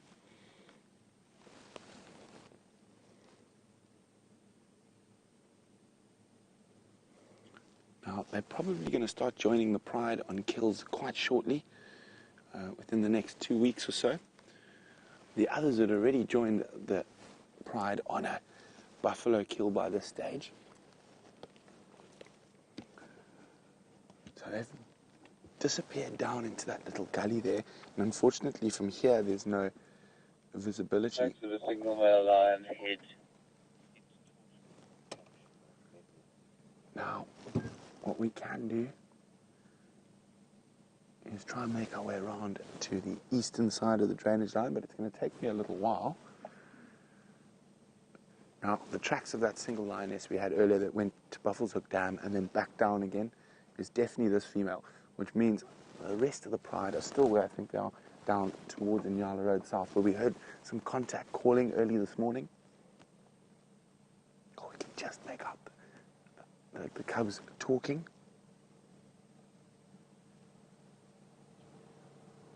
Oh. Can just come down into the riverbed a little bit further, a little bit to the right. There. And just make out an ear through that thicket. We're going to try to find another spot. Oh no, Mom's moving out, so let's just stay here. There she comes.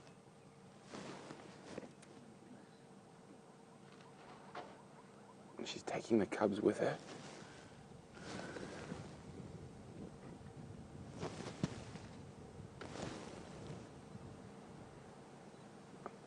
Could we be lucky enough to see their first introduction to the rest of the Pride? Now the question is, how do we get there?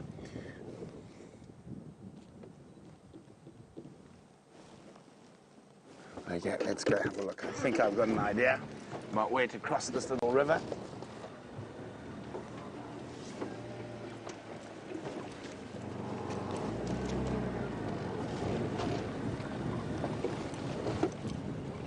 Sunday, you think we can go down there? I think so. Let's go down here. No, I'm only joking. That's a bit steep. But I'm going to have to go shoot around to get to a spot where I can cross this river. And while we do that, let's go to James and see what he's up to.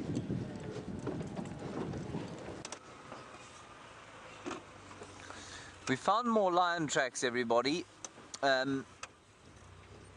But we think they've crossed into Torchwood, the same male lion tracks that we had earlier. So we'll just drive slowly along this road. Wonderful that those cubs have been again, that they haven't moved. I suspected they might stay in a...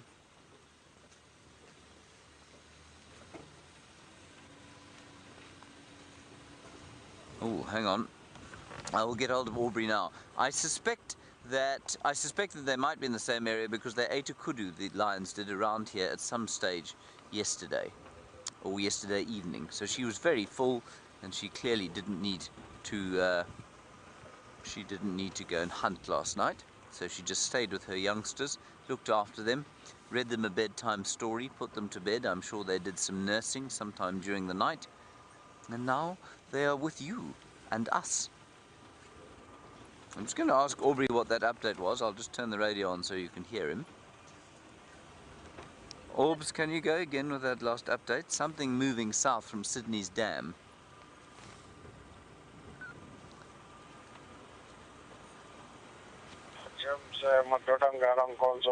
Just tracks. South, is that created from Sydney's dam? Tracks of a male lion heading south from Sydney's dam. Okay, copy, thanks. Those male lions, though, you know, they move so far during the course of a night that the chances of us finding them, well, they're never bad, but the chances of them crossing down over the reserve in one night are very good. Still, we might be lucky. I was hoping to find these two males in the clearings up ahead here.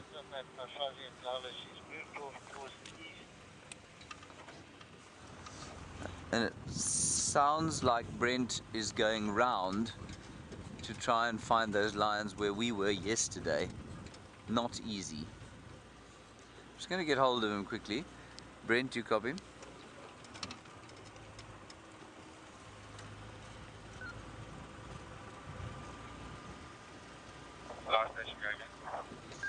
Brent, if they're in the same area as yesterday and there's a route in from Quarry Pan Road, you'll see our tracks coming out from there, where that game path, where the road bends and the game path follows the drainage line. There's a route in from there.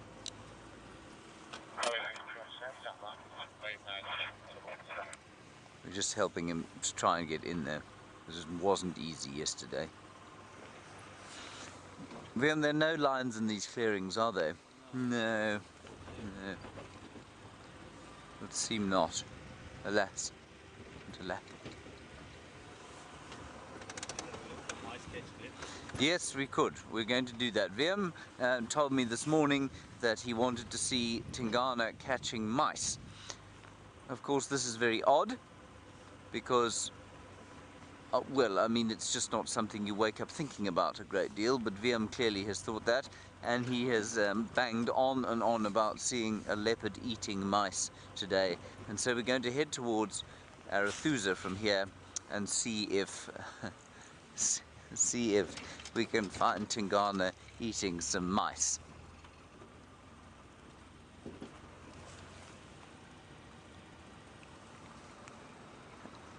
Hello, Justin S. While we talk about the sad fate of whatever gerbil or mouse or sweet woodland dormouse that Tingana might eat, you want to know if an animal ever feels remorse for killing? No, I don't believe an animal feels remorse for killing at all. It's just something they do. It's an interesting one because, of course, we know that, you know, even human beings we don't tend to think about it in the Western world because we don't kill our own food. We just go to the supermarket and buy it, and very conveniently forget that whatever we're eating was a living, breathing creature at one stage, and it died as a result of us wanting to eat it.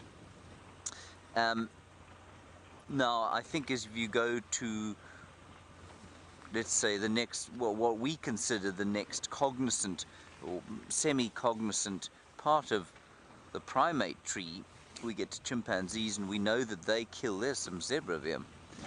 We know that they kill monkeys, they hunt monkeys. Do they feel bad when they kill them? Do they understand the distress calls of those monkeys? Because those monkeys scream. I'm sure they do. Do they feel any sense of remorse though? I doubt it, somehow. There's a very nice picture of a zebra. I often wonder with something like an elephant, and I've thought about it myself, you know, you do hear stories of elephants killing people, killing rhino sometimes, or buffalo. It's unusual, and an elephant just seems to be such a prescient and sentient animal when you spend time around them.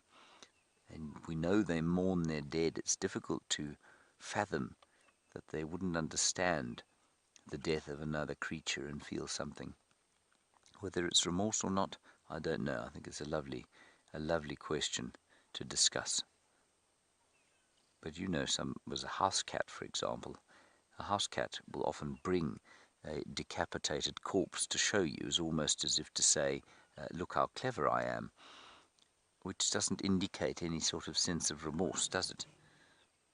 Vim, does your house cat bring you decapitated mice? No, she usually eats it herself. She eats them herself. But yeah, she's very happy when she... She's very happy with herself when she catches them, yes. Isn't that lovely?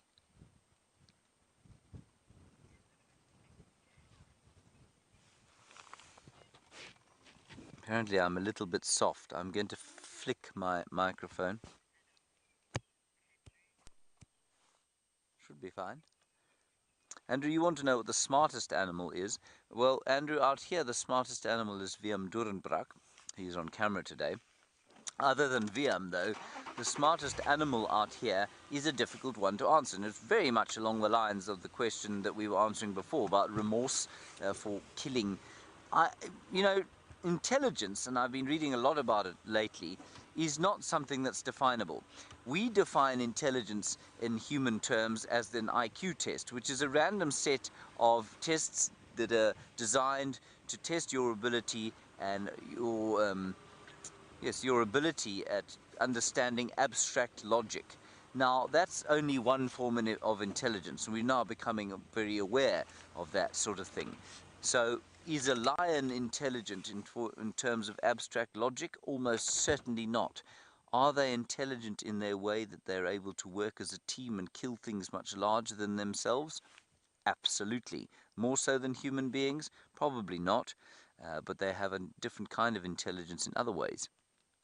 An elephant, I think, from a human point of view, from an abstract logic point of view, from a communication point of view, is probably what we would define as the most intelligent animal out here. But even those zebra that we're looking at now have an intelligence entirely appropriate to their way of life.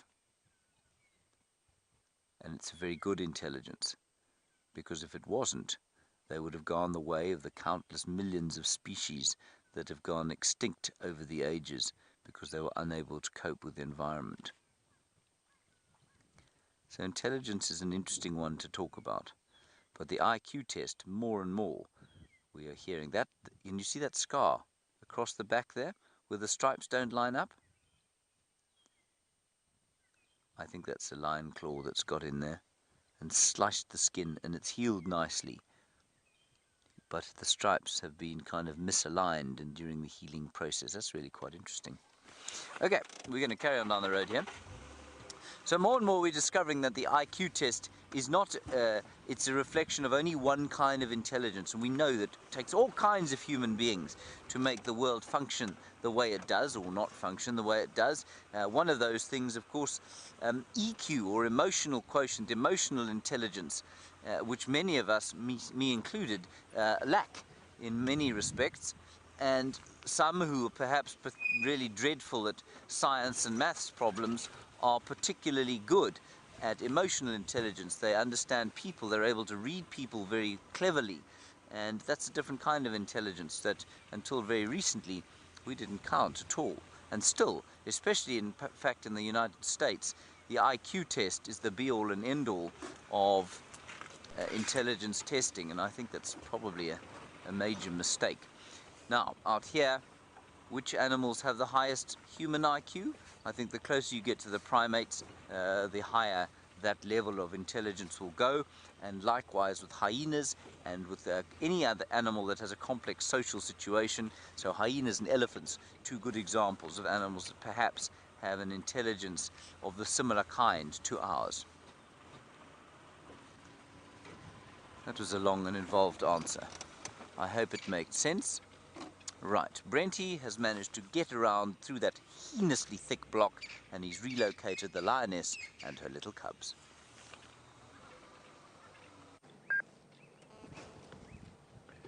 So we're sitting on top of one of these little river systems, and I'm hoping that she's taking the cubs to meet the rest of the pride. Wouldn't that be exciting? I just need to be on the game drive. If just before you get to that large torchwood, you should, if you look to the south, you should see my mother on the edge of the skova. She's walking in the skova.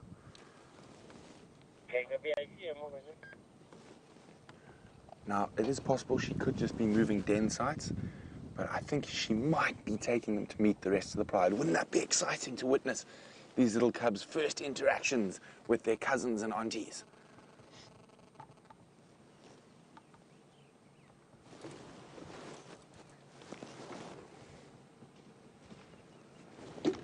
Okay, they're going to disappear behind a termite mound, so we're going to have to move a little bit.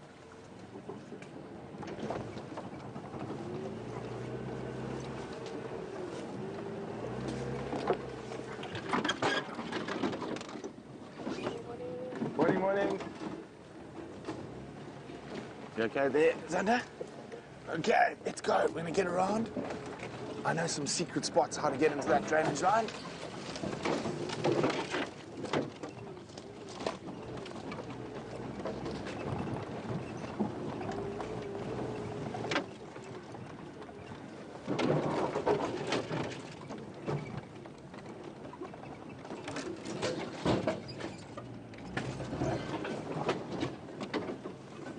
Now, Tammy's wondering how I knew the mom was there.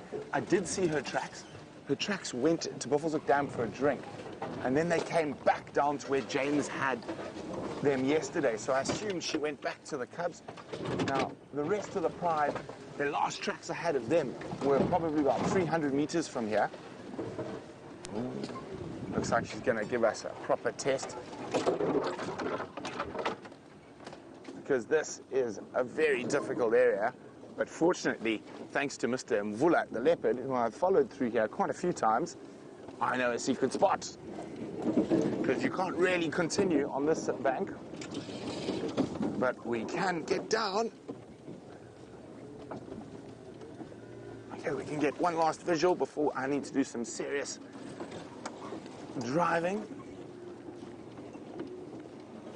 There we go.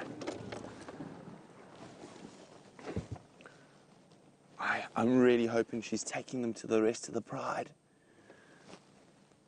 That'll be incredible to witness their first introduction.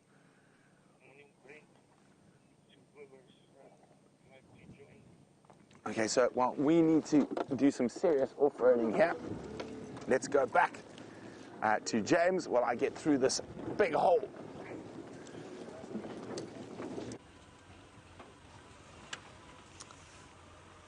Hello everybody again. Unfortunately that lioness moving around a little bit. We have come to the valley of the great Lwamati, and we're going to drive a little bit towards the north because I'm interested in where that lioness might be taking those cubs. Maybe we can help if we don't bump into, we might bump into the rest of the pride. And then we are going to go towards Arathusa and see what we can find there. In fact, just quickly look here, it looks like some tracks of Nyala. Very nice, Vim. Eastern side. Yeah, I don't think they're around here. I think they're probably around about where Brent is. There are lots and lots of people around there. So we'll go this way towards Arathusa. Normally, when I say halfway through drive that we're going to go to Arathusa, we don't actually ever get there because we find various things on the way. That might be the case today as well.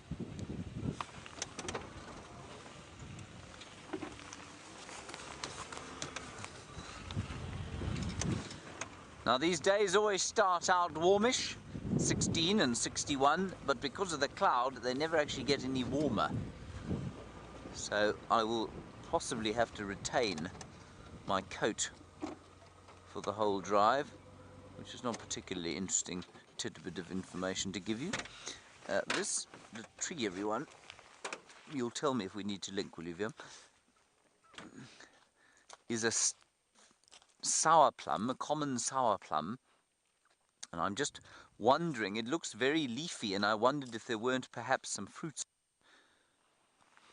but I don't see. It's like a sort of peach, if you like, a peach of the bush. Very sweet to start with and then sour, but it's also got quite nasty thorns on it, and you can often get rather horribly spiked by them if you are picking the fruits too close. Is that alright, Vim? There we are. That is the common sour plum. Ximenia Caffra. Ximenia Caffra. On we go. We get another one here, everyone, called the blue sour plum, and for those of you in the United States, you'll be pleased to know that its name is Ximenia americana. I don't know why it's called that, but that's what it's called.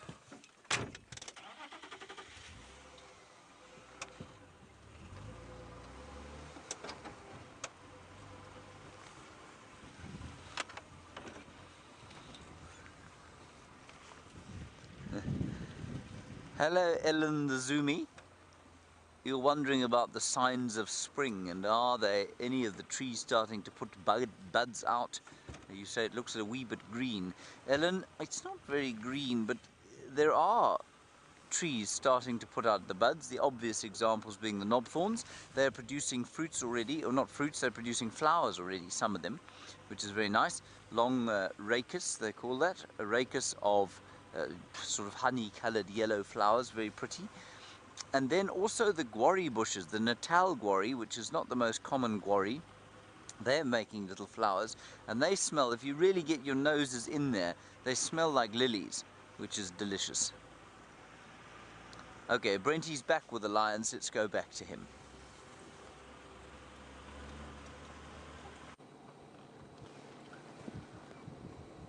So we've managed to stick with her. The little guys actually came charging up towards us. I think this might be a new den site though, just judging by this ravine she's about to take them into. I think this is a good spot for her to leave them. We might be lucky enough. See, I can just make out her ears there. She seems to be checking it. We'll see if she keeps, no, she's going to keep moving through. So I thought this might be a good den site because she stopped here, she lay down for a bit, she looked around.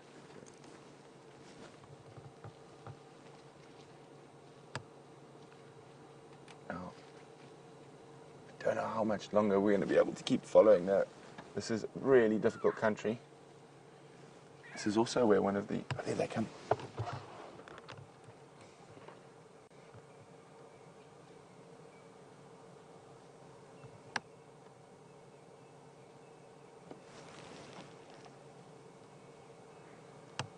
So the reason I think she might not be going to meet up with the rest of the pride is just the way she's moving and zigzagging in and out of the drainage lines. If she had crossed and continued through to the south, I think she might be looking for the rest of the pride. But at the moment, I think she's looking for a new den site for those little ones. From Understand. Okay. Oh dear, where to next? So this is also one of the few places we have rocks on Jima. It's a little rhyolite outcrop, and it sort of cuts straight through, but you don't see the rocks in too many places, only on areas like this where there's a drainage system that's been eroded slightly. Okay, and I'm definitely not going to be able to go up and over and through, so I'm going to have to go round. Oh, if this is the new den, she's chosen very well.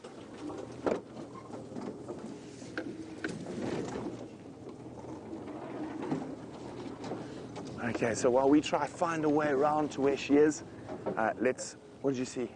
Oh, let's go see how James is faring.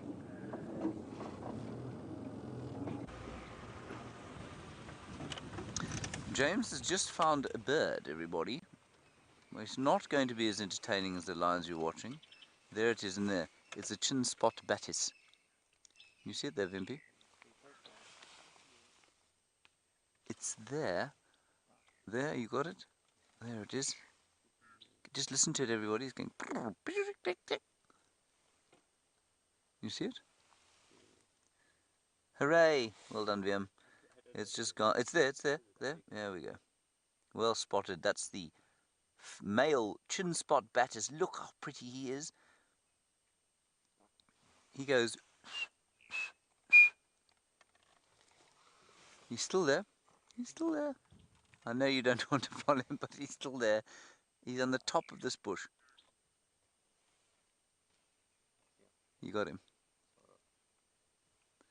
That's it. Up.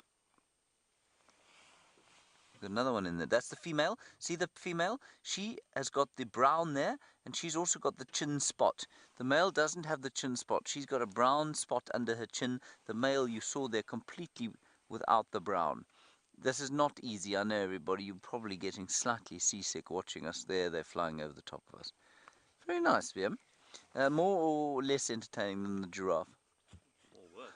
More work than a giraffe. Fair enough.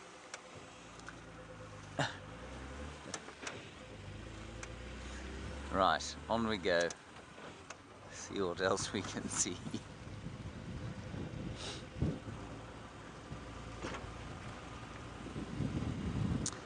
We're going to head down Philemon's cut line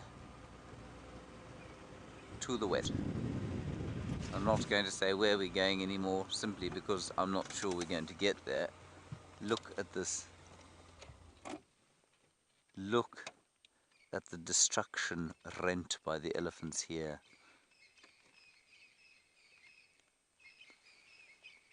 See that? And this is why, when I pointed out that Dicrostachys bush, that sickle bush earlier on, I mean, these are knob thorns that have been torn apart here. But when I pointed out those sickle bushes, you can see how, in the absence of elephants, the vegetation would be just a completely different shape. It might be quite a nice bit of chewing gum we can get there.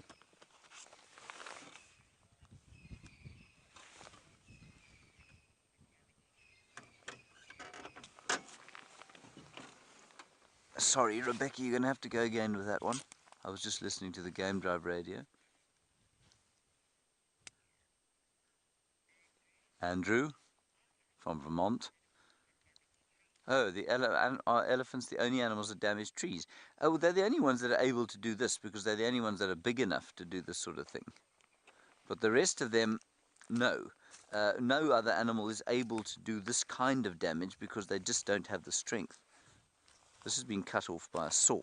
Now, what we want to try and do here, everyone, is find a piece of relatively moist bark that we can then chop and eat, because it's actually pretty good eating. I think this is probably a little bit old, though.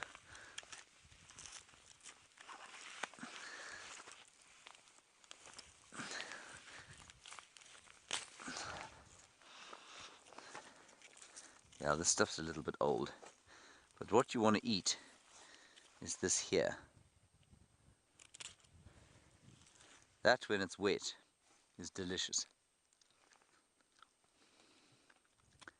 It's not very delicious now.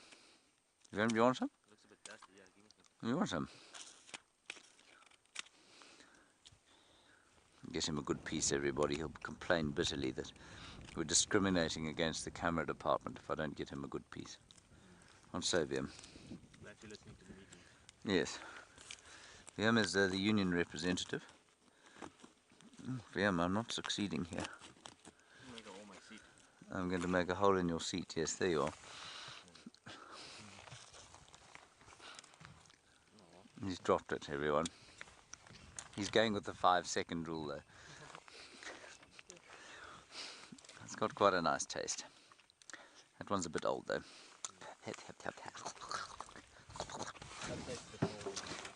Tanniny.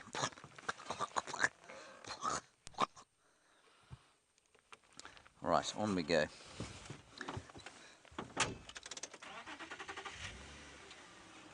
See if we can find another chin spot batis.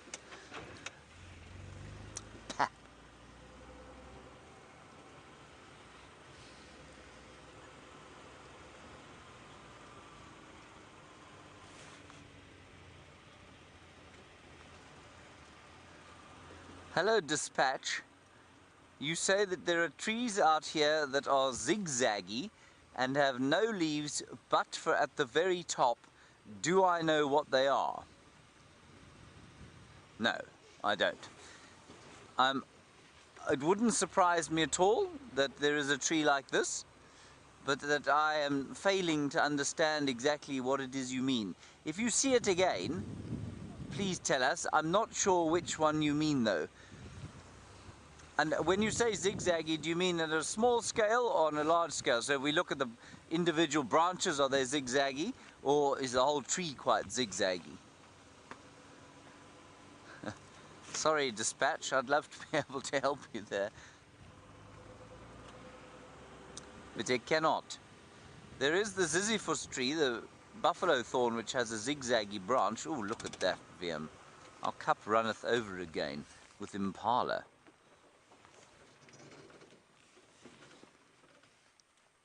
All the ladies,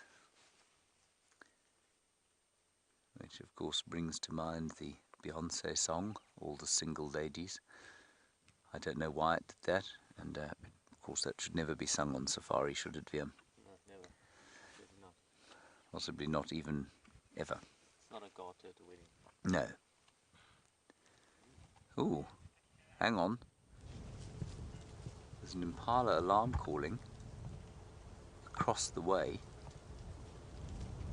See, they've looked, they've turned to look. Let's just sit and assess the situation before we move. Might be able to hear a Cape Glossy starling going. But these impala do not look very panicked, and there was only one snort. It's not unusual on a windy day like this to have an impala making a snort of alarm, just because something they catch on the wind, or maybe a sound. Alrighty, let's move on around the corner here. What? There's a leopard on the screen. Oh, I see. You're being very funny. That's Willem Doornbrock's idea of a joke, everybody. He says that there is a leopard on the screen. Indeed there is. That is a leopard orchid. Well spotted, Willem. Do you think that's what the impala were alarm calling at? Possibly. Okay, good. Right, can we move on now? You happy for us to go? Yeah. That one is not eating mice. No. So we won't stop for long with it. As he said it, I thought, I know that he's making a joke about something, but I'm not sure about what exactly. And there it was. The leopard orchid. The oldest safari joke in the world. Second oldest, yes. After the zebra crossing. Here is Aubrey. Hier means Anikwalan. I kumangin chu. Okay. Enjoy. Behave yourselves, please.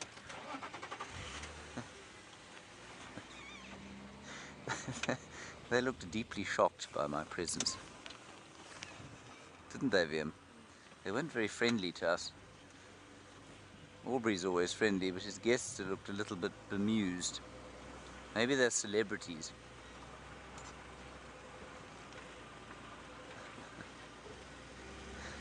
I don't think they are.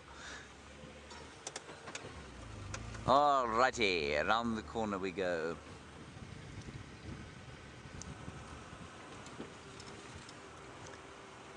Hello, Rachel from Israel. I think my answer to this question would be the same as just about everyone else's in this area. Our favorite plant to eat. Well, I'm going to ask Willem first to see if my prediction is correct. What is your favorite plant to eat? Plants growing here. Plants growing here. They don't have to be leaves, remember? Oh, all right. I was completely wrong. I was going to say marula fruits, which are very delicious indeed. If we're not talking about fruits, then ziziphus would definitely be the best plant to eat. Would you rather have marula or ziziphus, Willem? Marula is much better. So Willem said ziziphus, everybody. Ziziphus is the buffalo thorn. It's very good eating if you like salads and that sort of thing. It's not very sweet, but it's certainly edible. And yes, I would eat that over just about any other leaf here. But there's some very delicious fruits out here, and one of which, of course, is the marula fruit. And then January and February, in a year of good rain, we get very nice fruits from them. Very poor harvest there was this year on account of the drought.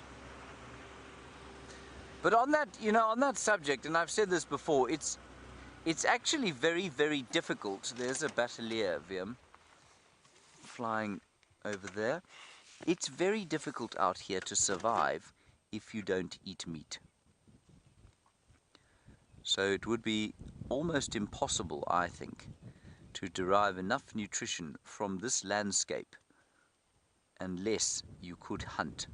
Eat the odd bird, eat the odd impala, that sort of thing. There are some tubers you can eat, there are some leaves you can eat, and there's some fruits. But there is not a great swathe of natural vegetation that is edible here. And the soil is particularly poor for agriculture, as we watch that unbelievably skillful bird floating on this north or southwesterly breeze. Isn't he amazing? That is just it is so special.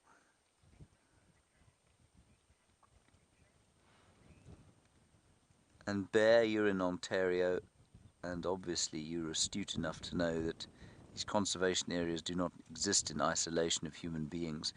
And our western boundaries, of course, we have an enormous number of people living. You want to know how the drought is affecting them? The answer is quite severely. They do struggle a lot, mainly the cattle. Cattle which represent, it's the kind of the investment program of many people out here. They invest in cattle, and in a year of drought like this, the communal grazing lands are turned to barren dust bowls. And because there are fairly unsophisticated methods of crop rotation and herd rotation, and nobody's actually in control of any of the communal land, it's a real tragedy of the commons situation where the cattle are starving. They're starting to starve, where the buffalo exist in this area probably in a greater density than the cattle exist outside, but because they live in a natural system, they're able to survive, whereas outside there, they really are struggling. So yes, the drought is absolutely affecting the local people, and it's one of the things that Michael Grover, who is, well, Djuma is run by his wife called Candice, and Michael does a huge amount of work in the communities outside, and one of his big things that he's doing is instituting various grazing programs so that the cattle don't have to be reduced, but that they're moved in a much more sort of sensible fashion so that they can survive better. Because of the methods of cattle husbandry, if you like, are perfectly suited to much lower densities of people, but not to the densities that there are now. The sun's come out a bit.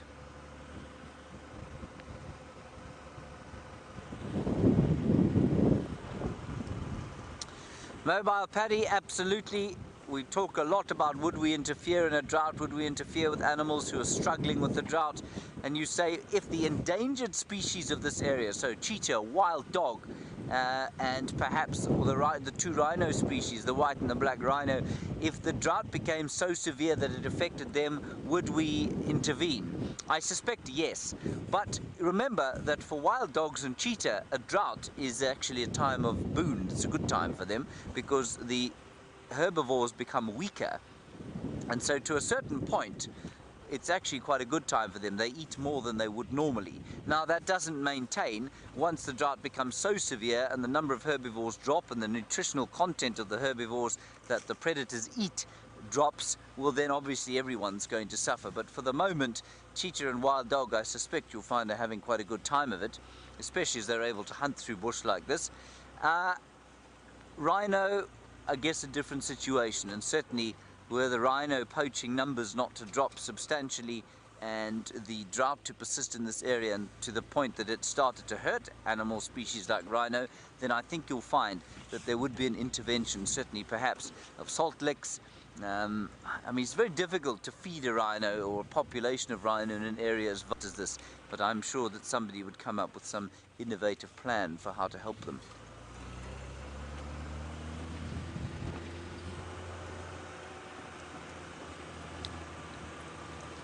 And just to keep you updated, Brent is still trying to get to those lions. He's in a horrendous block and he's just trying to move the car. It's interesting. Russell, you're in Chicago. Thank you for getting hold of us all the way from the windy city of Chicago, where I'm sure you're enjoying the summer on the lake. I've never been there, but I believe it's quite nice.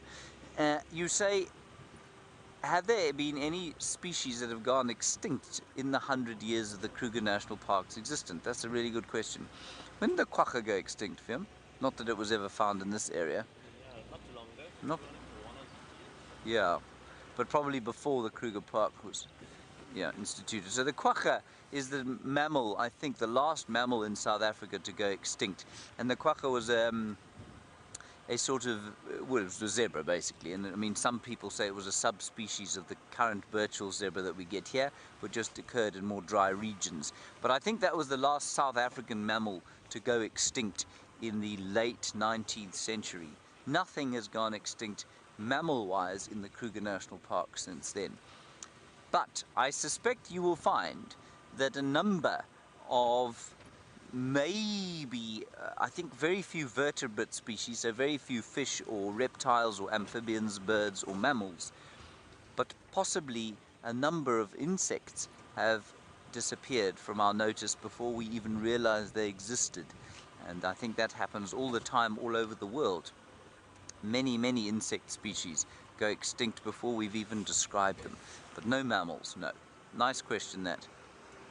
And I always like it when people ask the question. I think often when they say animal they mean mammal, but animal of course can mean anything from a sponge to an elephant. And it's always nice to talk about the little ones and their effect and how they are affected by the bigger animals and the droughts and the deluges and the sun and the wind and the rain. You see how poetic I became there, Viam? Yes. There's our 78th zebra of the day. He is standing picturesquely like a dressage pony awaiting to do his test at the Olympics.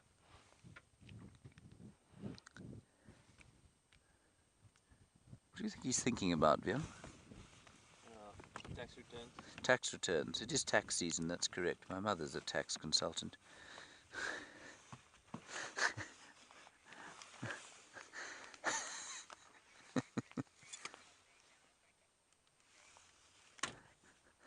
Hello, Miss Lynn, as we consider the machinations of the tax man. You say, why is it that zebras' manes do not lie down like horses' manes? It's because they store fat in their necks. I'm pretty sure horses do as well, but possibly not as much. And they store fat there, and what that fat does is hold the mane in place. Now, whether they have that mane standing up because of the fat, or whether they have the fat there in order to make the mane stand up, I'm not really sure.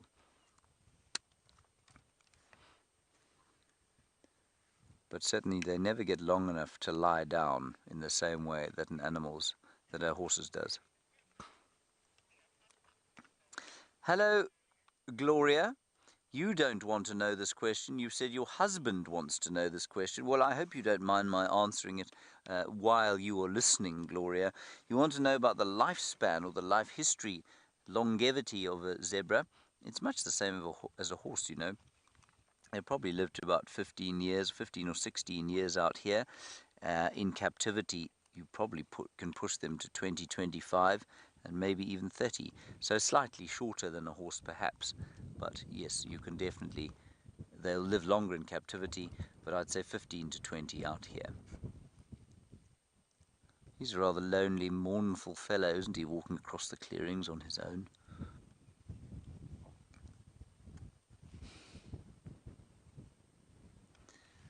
I wonder if he spotted Tingana eating some mice. Do you think he has, Liam?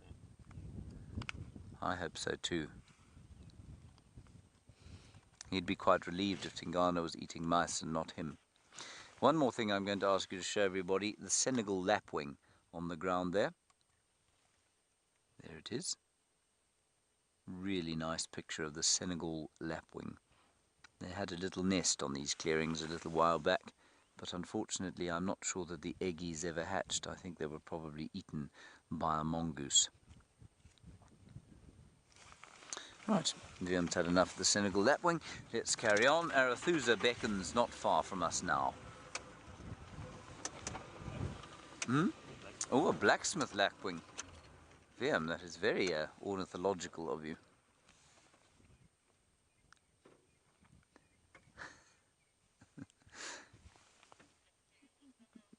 You can see a very similar shape to the Senegal lapwing, very similar strategy. I imagine their diets are probably slightly different, but there'll be substantial overlap.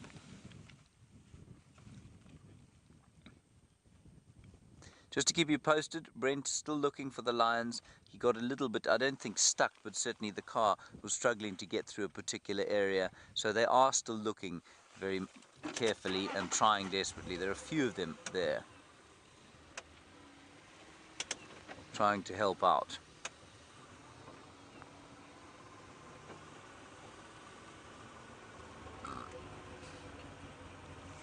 Hello, HKP.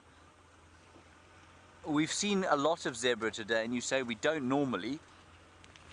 And what about wildebeest? Why don't we see more wildebeest? HKP, you're absolutely right. We don't see a lot of wildebeest. Zebra, there are quite a few in the Kruger. We do actually see them relatively often, much more than we do wildebeest out here. And the reason for that is that the habitat is really not ideal for them. The habitat isn't open, it's quite closed woodland, and also there's water everywhere, which means that migratory species like wildebeest will struggle to compete with non-migratory species like zebra, which can migrate, but they don't if they can avoid it, and impala. Impala out-compete just about everything. And so in the presence of artificial pumped water, with the wildebeest able to get away from that competition, their numbers tend to dwindle. And there are probably only about 200 of them in the entire Sabi Sands. Many of them were living on Djuma until the sort of middle of the drought. And they moved sort of south then towards the Sand River, I think. There are probably quite a few around there now. Right, this is the boundary between us and Arathusa. So we have almost made it to Arathusa. And Morning Glory, you say, where are all the buffalo gone? Well, this area never been big for buffalo herds. We do find them every so often. And the buffalo bulls have definitely been something of a mystery to me. I think they're all on Buffelshoek. I think there's a lot of water there still, and I think instead of lying around the pan at Djuma, which I'm sure they will do again, I think they found alternative water up on Buffelshoek. Gosh, the wind is blowing and the car is a-rattling. Here comes a car. This is a horrible noise. Sorry, everybody.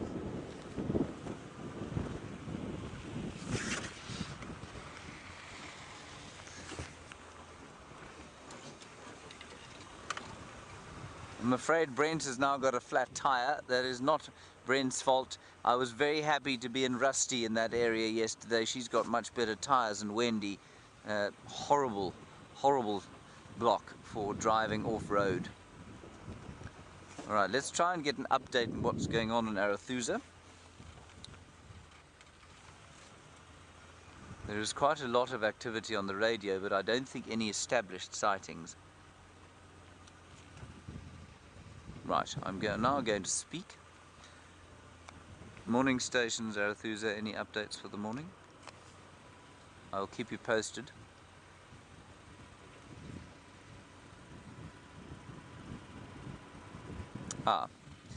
Sorry about that. I was talking to Rebecca, not to the game drive, everyone. Rebecca doesn't know what's been seen on Arathusa. Let's try again. Morning stations, Arathusa, any update for the morning?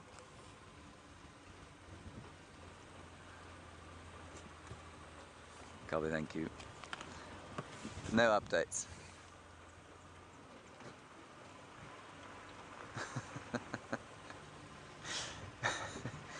I'm smiling because... Okay, copy, thanks. Hold on a second, everybody, sorry. Just one lioness and youngsters is sort of around Buffelshoek Dam, but we can't find the rest of the pride. An update on them. Just helping them with the update of where the lions are doing, because they do cross on here.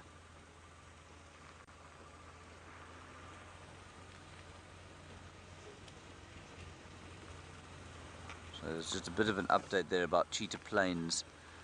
Sorry, I missed that. Comms not great. Birmingham's. Sounds like two of them. Somewhere near Cheetah Plains. Okay, copy, thanks. Right, that's the update from here. I'm afraid we're on our own. That's all right, we don't mind that. We're coming to a waterhole here called Red Dam. It is not particularly red, nor is it really a dam, so much as it is a quarry. But when you call something red, it always gives it a kind of gravitas. There is our second grey go-away bird sighting of the day. Ooh, two of them. A couple. Possibly courting. Ooh, Vim, can you see over there? It's a fish eagle sitting on the side of the dam wall. That's fantastic. It's looking down, obviously, to see if there's some fish. Now, what's interesting here, we will move round, is that a fish eagle, somebody said to me yesterday as we were walking out, Connor said, do they only eat fish? How do they survive in a time like this when there are no fish around? They also scavenge. Now I wonder if that bird isn't thinking about scavenging on something in the dam. Let's go and have a look. It's a big fish eagle, and for those of you who don't know, and perhaps our new viewers, the same genus as the American bald eagle, looks very similar, not nearly as big. Well, probably about 2/3 the size of a bald eagle. We'll just ease our way around. It won't be very tolerant of us getting close. So if it is the only thing in the water here, it would be nice to get another shot of it.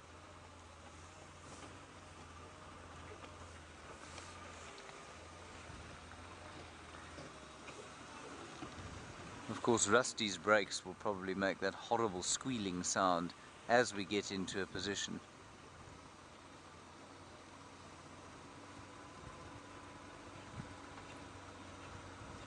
I don't see anything in the water here.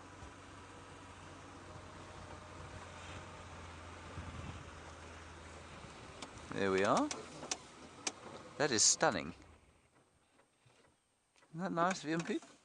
Are you sorely impressed? I might even take a photograph. Now please keep the camera on the bird.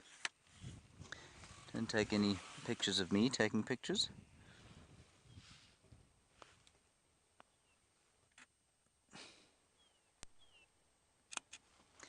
Yes, look, it still looks like it's 35 miles away, even with a 300mm lens. With your super zoom there, you've got full frame.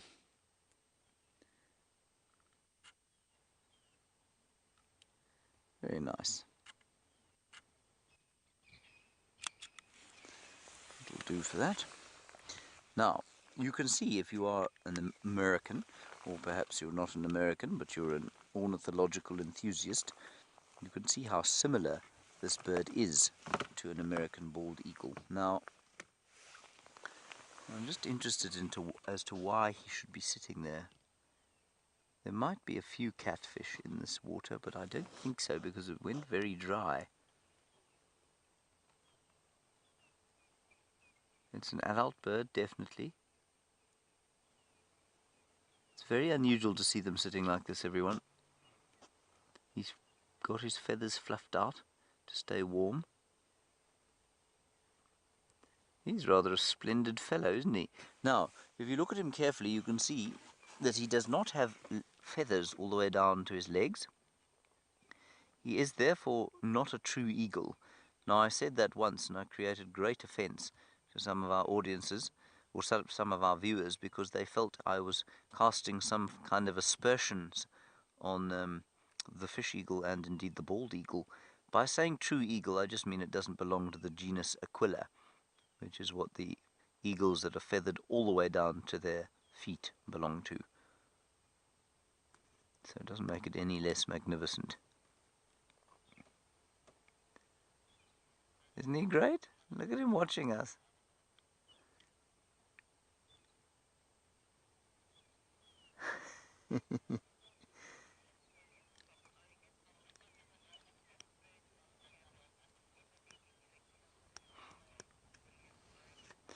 Sorry, William in Oregon, that radio is going a little wild in my ear. You want to know if something has ever led me to a big cat or a kill. What bird? Oh, birds that scavenge. Absolutely, William. If you watch vultures, you can often find something that's died, and that will lead you to lions or to leopards many times, many times. But interestingly, the reason I asked, there's a bird called a honey guide, and the honey guide is renowned for leading people to honey, but it's also renowned for leading people into snakes and into predators, which is quite interesting. And I've never been led into predators by a honey guide, but people like Herbert, for example, who have spent, basically their whole lives in the bush, and they will follow honey guides because they want to get honey. has said that they will lead you to snakes sometimes as well. So you have to. That's why you have to leave some of the honeycomb with the larvae in it for the honey guide. Otherwise, the next time he calls you, he will lead you to something that might do you harm.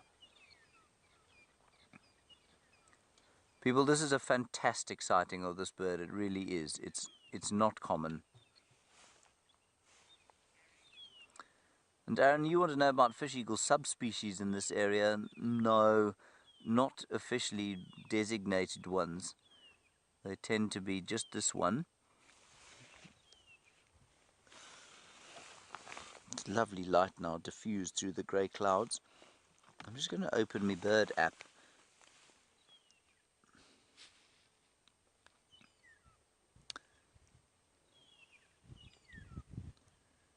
And I'll find this fellow for you. I think he's amongst the vultures, if I'm not mistaken. I'm not sure why he's there. Never find him in my book. There he is.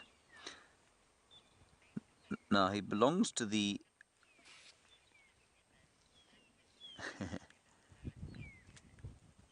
And John, while we look at the different sort of, well, if there are potential subspecies, you say is the best possible call.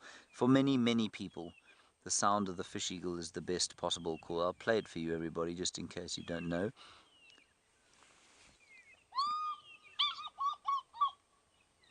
Isn't that lovely?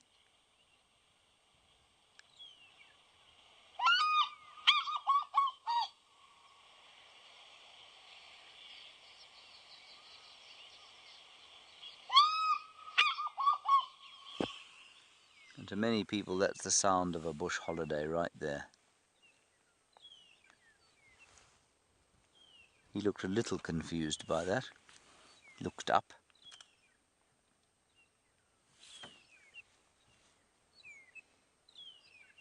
Very nice. No, I can't find any subspecies of these things. I'm pretty sure they don't occur in subspecies.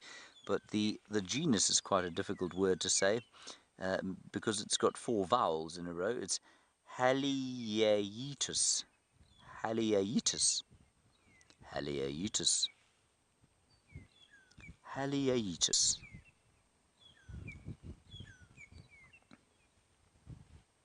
I'm just going to just quickly check what else they've been seen eating. So we know they eat fish, obviously. We also know that they eat, they will scavenge a bit. Specializes in fish, yes, we know that, don't we? Fish. Oh, and they will kill birds. I've seen them killing flamingos, actually.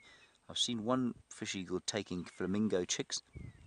They will also eat other birds like red-knobbed coot, reed cormorants, which you get here, darters sometimes, grebes, and even white-faced ducks. That's quite interesting. So they will take birds. Quite a few other avian prey.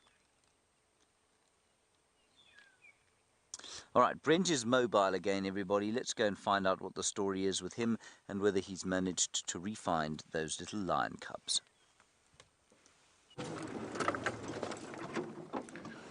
So you're only ever truly stuck if someone has to pull you out. If you manage to get yourself out without outside assistance, you are not stuck. You are just temporarily unable to move your position. But we had to jack up and put rocks under the tire. We had one tire that was off the air, or in the air. Oh, and all the vultures are waking up, the ones we saw a bit earlier. Now, while we were stuck, that lioness disappeared into that same ravine we were stuck in, but a bit far from us. So we're back on the edge of the ravine, trying to see if we can see her. Ephraim is looking from the other side. So hopefully we find the next Inkahuma den.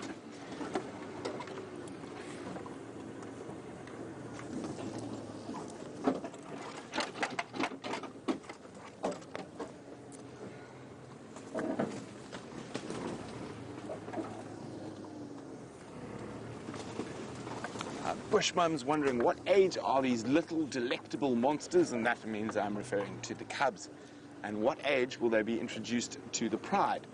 well, they'll probably be introduced to the pride. This is about the age. I think they're just over 2 months old, 8 weeks. So any time from now, they might be introduced to the pride.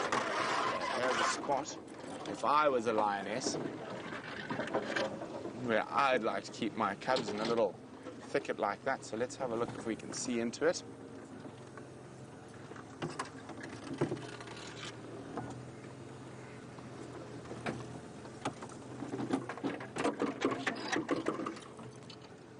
I also just want to go right down into the base here to see if her tracks pass through. We okay there, Xander?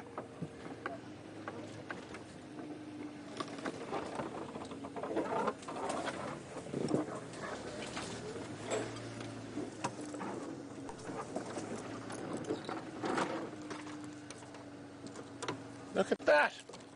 A bush willow about to flower. Oh, that's probably only because it's on the river system, so there's underground water here. Okay, let's see. Are we okay? Okay. So, anywhere around here is an ideal spot for her to keep her cubs. There's lots of these little ravines and thickets, and there's very little reason for any other predator to sort of get right down in these things. I mean, leopards will occasionally. I just want to see if there are any tracks here. Interesting. There are no tracks, which means she's probably somewhere in one of these. I mean, there's a perfect example of what an area lioness would like for her cubs.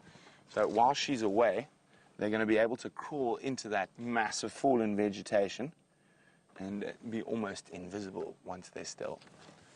But we're going to give it a few more minutes trying to find her. Otherwise, good on you.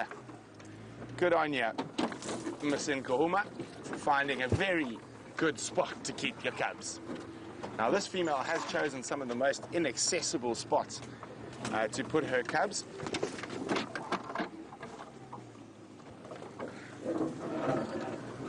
And I think rather than risk being stuck again, I might go look for the rest of the pride. Well, there's another good spot there. But, ooh, there's a lot of broken car killers in between us and there. So I think we're going to have to admit defeat. We did get some wonderful views of those little cubs. And I'm going to head back to the road and see if I can find the rest of the pride.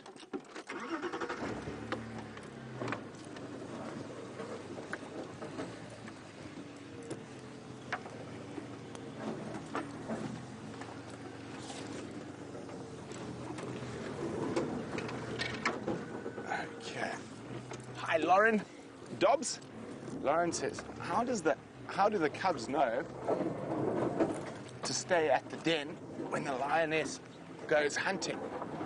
Well, Lauren, I think a lot of it's based on instinct. She will also reprimand them if they try to follow her. It's a nice, tricky area. Thorns. Really nasty thorns. But I think, we have succeeded in not impaling ourselves, or nearly impaled myself on the aerial. Oh, next set of thorns. And then we're in the clear. Okay, sorry about that, Lauren. I just decided that I didn't want to be at one with an acacia nigrescens or a knob thorn.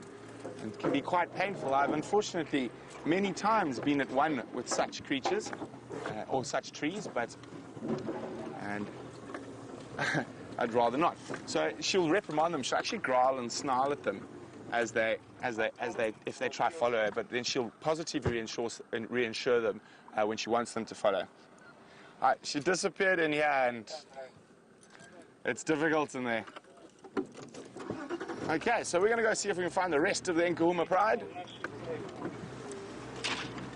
And we are back on the road more traveled. So the tracks of the other females off to the west of us, so we're going to head there. Sure. Well, at least Xander and I got our morning exercise. Lifting rocks using jacks.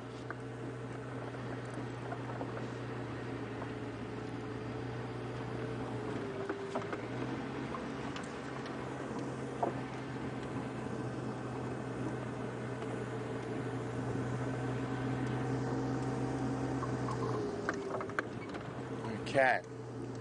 Now, there is a possibility she could just be in this area where it is too narrow to even think of getting a vehicle. But it's a good spot for her. It's a great place for a den. You've got Buffalo's Hook waterhole, not even 500-600 meters away. She's got access to water. It's a good area to hunt in. Just want to check one last place, see if her tracks cross. So she might have come through here. Now there's about 3 or 4 little steep ravines below Quarry Pan, all ideal spots to keep your cubs. I'm just double checking that her tracks don't pop up across the road. I'm pretty sure they're not going to. I'm pretty convinced she's going to be using one of these inaccessible spots to keep those cubs.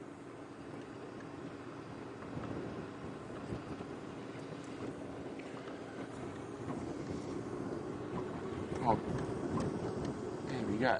Well, at least we did get to see those gorgeous little Nkahuma cubs. Now, the next question is, where's the rest of the pride? I think they're that away. And we're going to go have a look that away.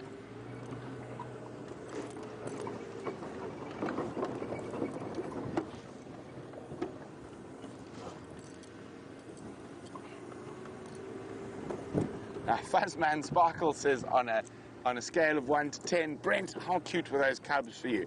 They were a 24. They were just absolutely adorable.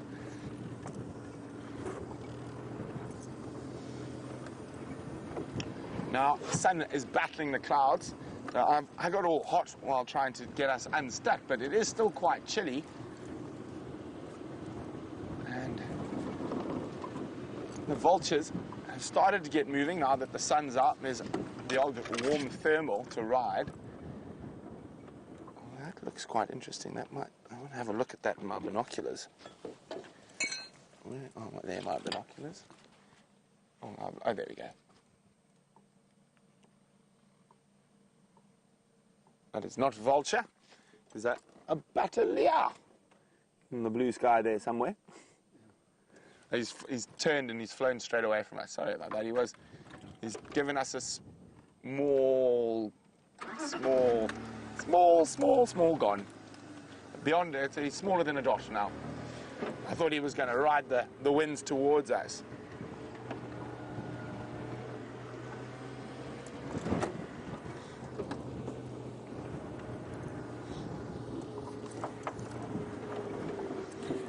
Now, we've just seen that lioness move den sites, and Sharon in New York's wondering how often do lions do that? Now, Sharon, it completely depends. So there could be outside circumstances that cause her to move the den, the presence of a new coalition of male lions, an unknown a group of female lions, lots of hyena presence. So those are factors that might cause her to move her den. But normally, now that they're a bit older, she's going to move them more frequently. When they're younger, it's normally they can actually stay in the same den for 3 weeks, 4 weeks. But normally now it's going to be a couple of days, 3 or 4 days, move 3 or 4 days. Although I'm very convinced that those cubs, we're going to be seeing them with the rest of the pride in the next 10 days or so. They are getting to that age, about the same age as where the other cubs were introduced to the rest of the pride. Oh, I'm going to sit. There we go, that's better. Oh, hello. Sneakily, silently moving through the bushes.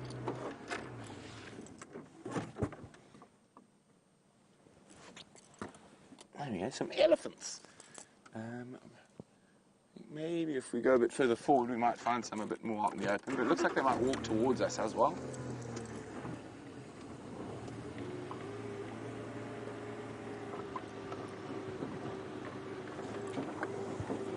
There's a nice little clearing here that I'm hoping they're going to meander into.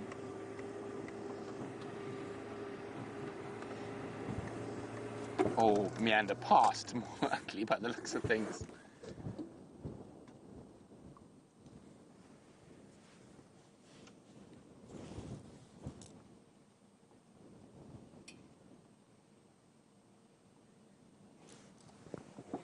Now, elephants have the longest gestation period of any mammal, and Michael's wondering why. Is it because of the size of the baby? Well, the size of the baby and the size of the adult, so it's going to take a bit longer for them to develop into a functional being to be born. So out of all the herbivores, elephants are the least precocial. And what that means is they are the most dependent on their mothers after birth. So they probably need to be developed a little bit longer than other creatures.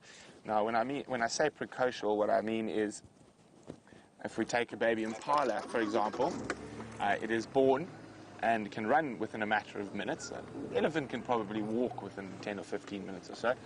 But it is completely dependent on mother's milk, whether it is small antelope species or most antelope species will suckle, but they'll already be feeding on grass or leaves within a matter of days, whereas an elephant will take quite a lot longer.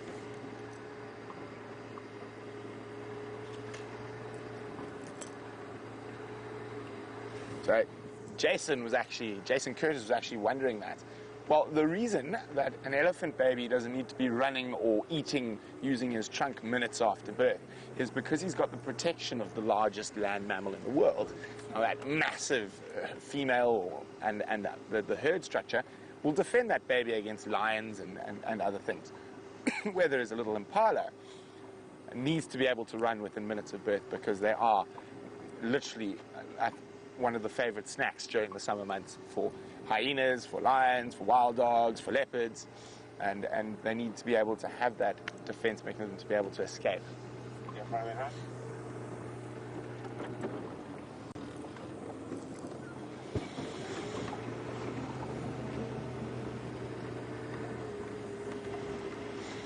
Now, speaking of babies and birth, Natasha in Ontario is wondering what animal I would love to see being born. Now, it would probably be one of the more difficult ones. I'm very lucky. I've seen, let me think, out of the animals we see here, I've seen being born, I've wildebeest, zebra, impala, nyala, bushbuck. I haven't seen steenbok or duiker being born. I've seen elephants being born. I've seen buffalo being born. So I think for me, and that's just a personal thing, it would be incredible, but near impossible, to witness the birth of a lion or a leopard in the wild. So a lot of the times when you see on documentaries or whatnot, a lion or leopard being born, those are captive animals and there's a camera set up in their den. To see it actually out in the wild is near impossible because they do choose the most inaccessible little spots, with good reason, to give birth as protection from the other predators. I've seen a hippo being born. I'm trying to think.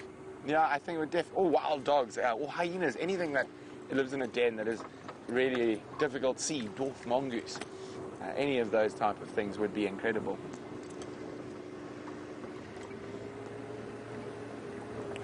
Okay, so I'm going to head a bit further to the southwest, where I think the rest of the Nkuhuma Pride might be. And while we do that, let's go see what Commander Bond is up to.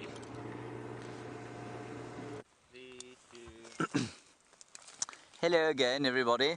This is a better version of what I was trying to show you earlier. I was trying to show you the knob thorn. This is a red thorn, and the red thorn makes a really delicious inner bark, if you can get it. Ha ha ha ha. Vim, you and I is in luck. Look at that incredible piece. Watch this. Ha!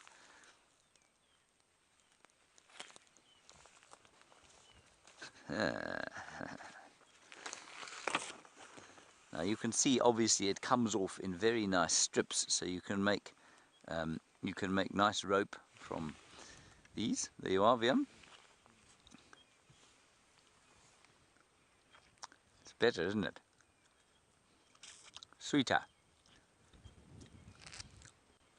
He's looking very unimpressed. Hmm? What do you think? Like cucumber mixed with Like cucumber mixed with? engine oil. Like cucumber mixed with engine oil. I don't think it tastes like that at all. The other one was better. Okay, let's try this bit here. You want to get it as close to the surface as you can. I mean, this is really good for rope. The closer to the center it is, the more dead it's going to be. So that will eventually become wood. But at the moment, it is vascular tissue. I will give you some more. This one is closer to the edge.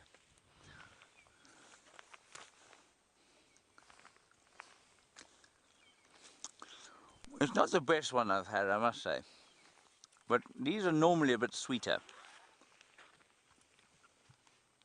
And here you can see obviously why they're so good for rope. This inner bark, which you can plait together or you can twist it together if you have the hands for it. I do not, and basically I hash it up, so I'm not going to make rope for you today. This one is not the sweetest red thorn I've ever had. Engine oil mixed with cucumber, hey? Okay.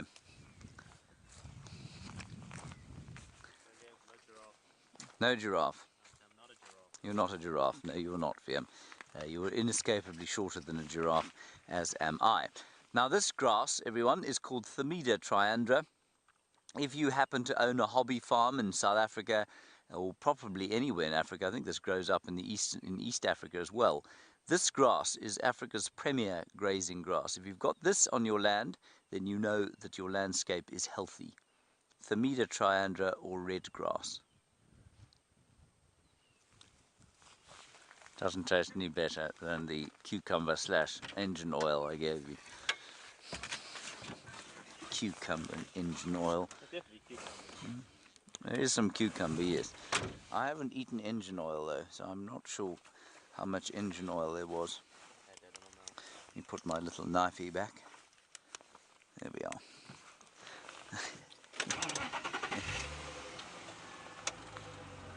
Oh, Brent seems to have found a great mixed herd of marvellous antelope.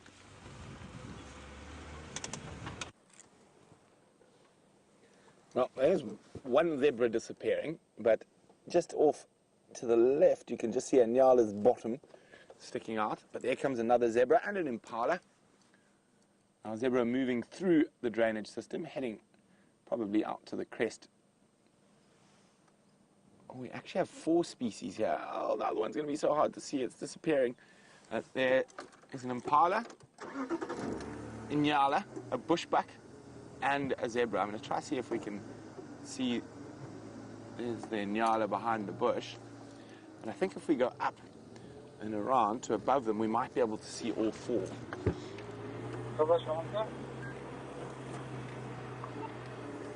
Okay.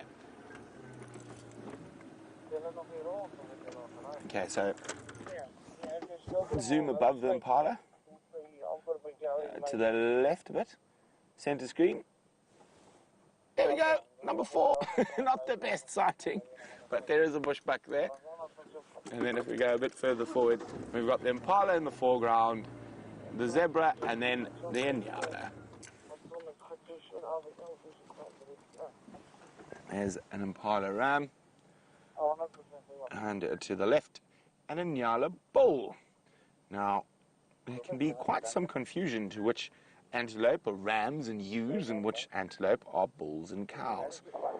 So basically the Nyala is the cutoff point. So everything smaller than an Nyala is a ram and a ewe.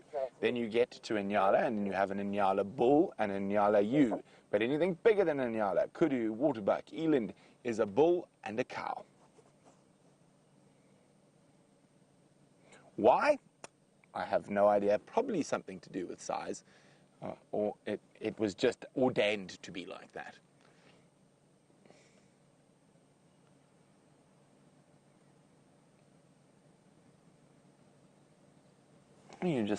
Impala just sunning himself.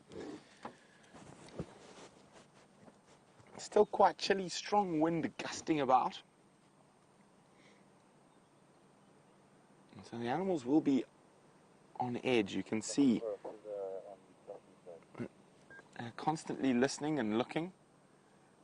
Don't want to be caught unawares in this gusting wind by a predator. Well, the Nyala and the impala and stuff seem to be looking further down the drainage. They could be spotting another impala, oopsie, or another Nyala, but I think it's worth going to have a look. So, Nyala Road South is one of my favorite roads, as we get to sit above this very deep section of the little river system that runs from Buffel's Hook. Now, what are you staring at, Mr. Nyala? Are you staring at another antelope, another zebra, or could it be something a bit more fearsome?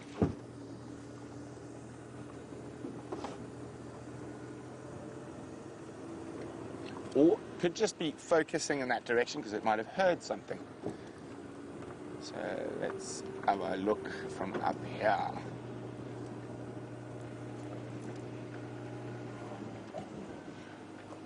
So you can see why I say we're right high above the river system, but I can't see anything.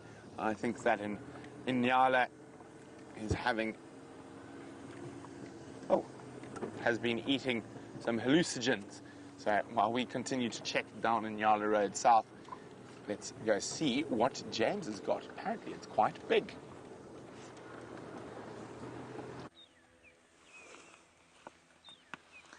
We're looking at elephants, everyone. There are 5 or 6 elephants here, and in the background you can hear someone is taking off from the Arathusa International Airstrip. That's what that rather strident noise is in the background. The elephants unaffected by this as they browse their way in a westerly direction.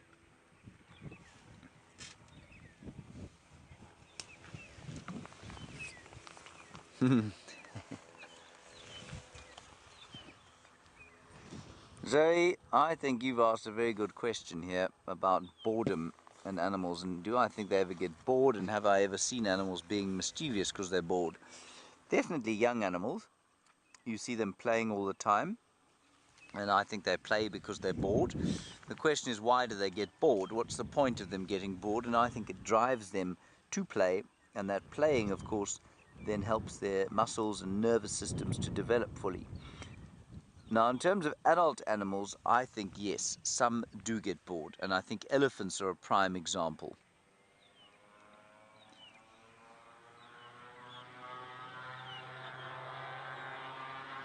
There goes the aeroplane. Just going to wait for it to take off before I continue talking.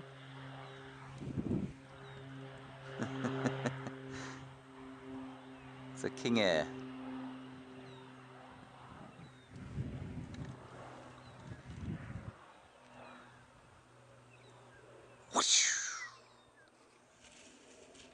Ooh. So I think these elephants get bored, especially the young bulls, and they like to spend a bit of time around us. They come and they have a look and they throw dust at us and they shake themselves about a bit. They pick up, certainly elephants also pick up rocks and carry them and then drop them. And so often you'll drive along and find a big rock in the middle of the road, and then and you'll wonder how it got there. Now, for many years I used to wonder this until I saw an elephant bull, big elephant bull, real sort of 45-year-old adult, carrying with him an enormous rock, cradled in his trunk, and then he dropped it on the road in front of him and just carried on going. So yes, I do think they get bored. And I suppose we were talking about intelligence a little bit earlier. I suppose the animal that is capable of the most abstract logic is likely to be the one that gets most bored doing the same stuff.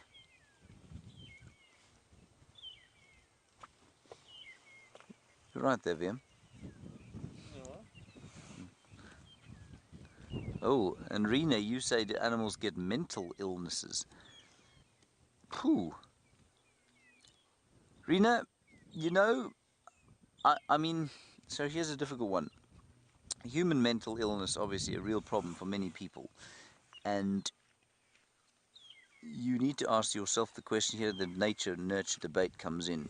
Is mental illness a result of genetics, or is it a result of environment? If it is genetic, you will find, I suspect, that animals who have mental illnesses will very quickly be bred out of the population because they will be unable to breed, or they will be less capable of breeding than others. For example, let's use something basic like depression. If an elephant was depressed, you'd probably find that it didn't have a great desire to mate, and if that was a result of genetics, well, then it just wouldn't leave offspring.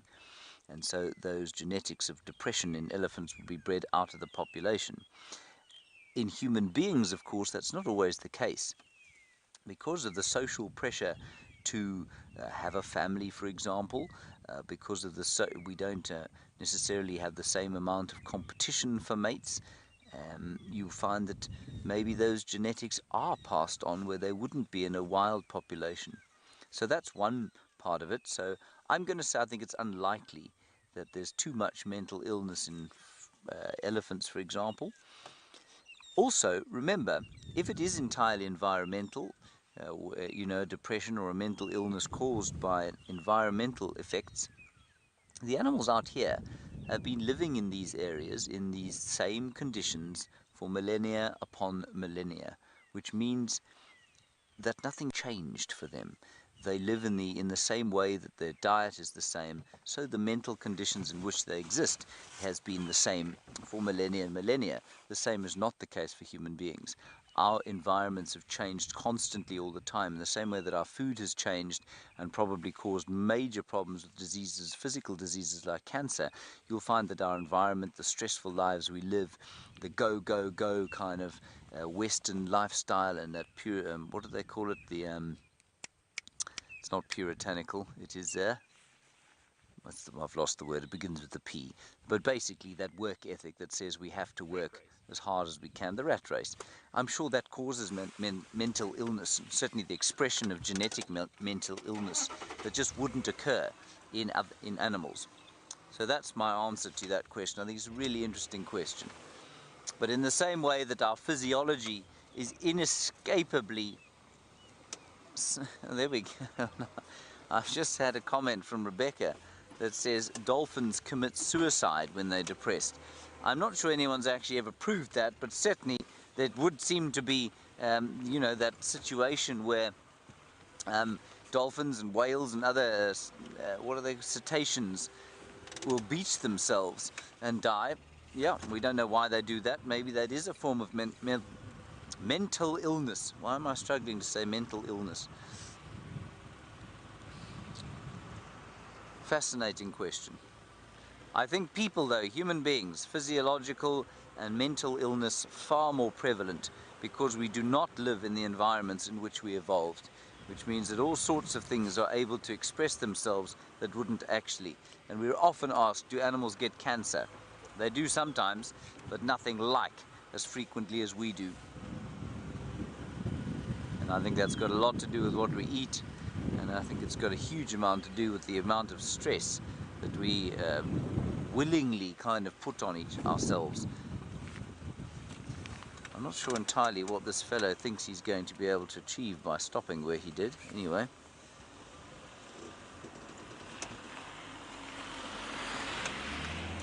We are on the Arathusa main sort of driveway, if you like, so that's why there are a couple of cars driving down here.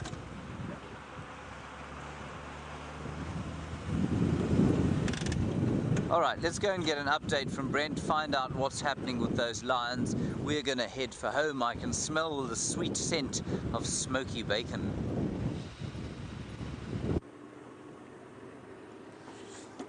So there are no tracks of those lions coming out of that area. So they either flew or they're still in the middle of those impenetrable river systems. But hopefully they're going to make their way out during the sunset safari.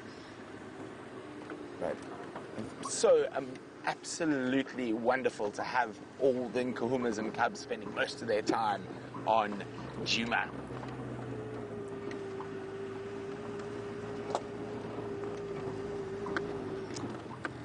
Now, the biggest cat in Africa is, of course, the male lion, and in the world is the male tiger. But Susan in the Netherlands is wondering, were there any bigger cats in Africa? There were most certainly, and strangely enough, between lions and humans, we outcompeted them to extinction. So there were bigger lions even as recent as 10,000 years ago, and those even lived in Europe. They were called cave lions. They share a common ancestor with modern lions, but they were outcompeted by being solitary. So they were a leopard who doesn't really compete for the same food source as a lion, being smaller. They're competing for your stembok, your duiker, impala, very seldom as big as a kudu. So that is a leopard sort of thing. So lions generally tend to focus on much bigger prey, wildebeest, giraffe, buffalo, hippo, kudu, waterbuck, zebra. So they didn't really. So leopards and lions don't really. They do, but they don't really compete for the same type of prey. Anton from Huntersman, we just left. Whereas cave lions and old saber-toothed cats that used to live on the African savannas competed. Oh, speaking of, if you were a lion and you were looking at that site, the zebra and the wildebeest would be the two you would go for. So there's a wildebeest and a zebra. A lone wildebeest bull hanging out with the impala, and a lone zebra stallion also hanging out with the wildebeest and the impala. Now, more eyes, more chances of seeing lions. Oh, we've had some nice mixed groups of antelope today, and zebras. But talking back about the giant lions that used to live in these parts. So, as I said, they didn't go extinct that long ago in some cases. And in Europe, the cave lion survived to about 10,000 years ago. And there's incredible artwork in caves in France of those cave lions. Now, there were also giant hyenas that were about the size of waterbuck. So you had these, and you had running hyenas that were twice the size of a normal hyena with long legs and used to run around like wild dogs. They were too effective. And so they would wipe out or in theory, no one knows for sure, would wipe out the prey species too quickly in an area.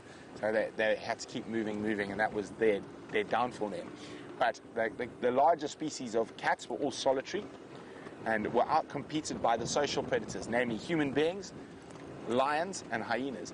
And you can't say with a definite fact that this is exactly what happened, but it sort of makes logical sense that the social predators outcompeted. And one of the reasons lions probably became the only social cat was competition with the larger cats and with human beings and hyenas.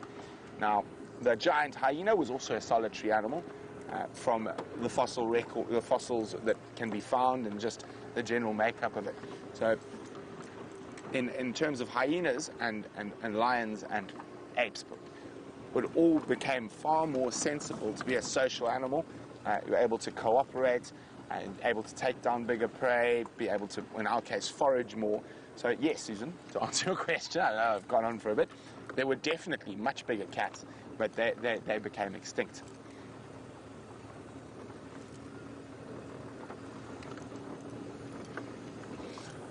Now, Anna Marie, still sticking with the larger cats, is wondering, did Africa ever have saber-toothed tigers?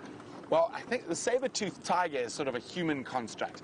It was more likely what is referred to often as a saber-toothed tiger is actually a saber-toothed lion, or a panthera relative. So yes, tigers and lions probably both share ancestry with the saber-toothed tiger, but there were many different types of saber-toothed cats. There's monster canines. And also you found that over the years, with evolution, a lot of the really big animals, like buffaloes and hippos and stuff, have actually started small, got really big, and then got smaller again to the size they are now. That seems to be the optimum size for them to take advantage of the environment they're in currently. Now, we're about to go, it's a very interesting period in the world because the seas are very high, and so it's causing quite interesting weather patterns. And weather patterns, even though we might not notice it on the individual, on the minute level that we're dealing with, if we take a step back and sit up there in the clouds and look down at these sea cycles, have a lot to do with how evolution progresses. So if we look at the last land bridge between Asia and Africa, if I remember correctly, it was about 30,000 years ago when you could walk from North Africa into Asia. The sea was obviously much lower, so the polar ice caps much bigger, but there's been times in the past where the sea's been much higher, and there've been almost zero polar ice caps. So the only history, the only constant in the history of the Earth that we can be 110% sure about is change, and the rest is speculation.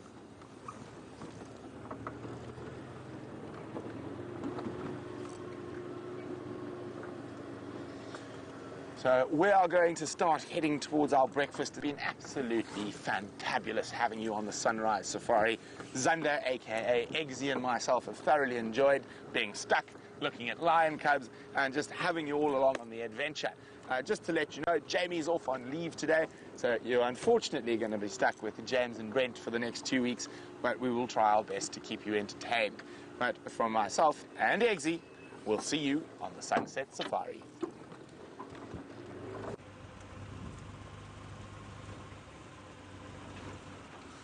We have yet to find anything further, I'm afraid, everyone. We did see 2 steenbok. They looked pretty bored by our presence, so we left them be. They may have been in the process of a courtship. We didn't want to disturb that process, of course. Very delicate as it is with, well, all animals, but steenbok particularly. So we're making our gentle way home now. VM pointed out that today is not eggs or bacon day, it is muffin day. So I think I always feel that Monday should be a celebratory day, so that you don't feel the misery of the day. Of course, Monday here infinitely better than Monday anywhere in a city where you have to fight with the traffic.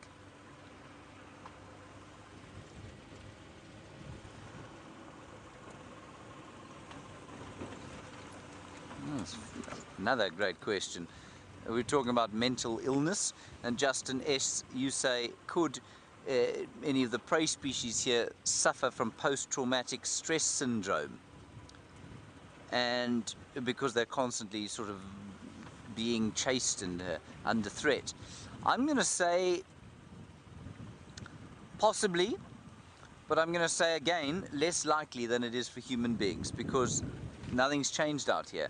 These animals have, well, I mean, it's changed to within a certain degree, but these animals have been trying to escape predators out here forever and ever, which means that their adrenal glands and their ability to deal with adrenaline and the stress of being chased is probably that much more sophisticated than ours.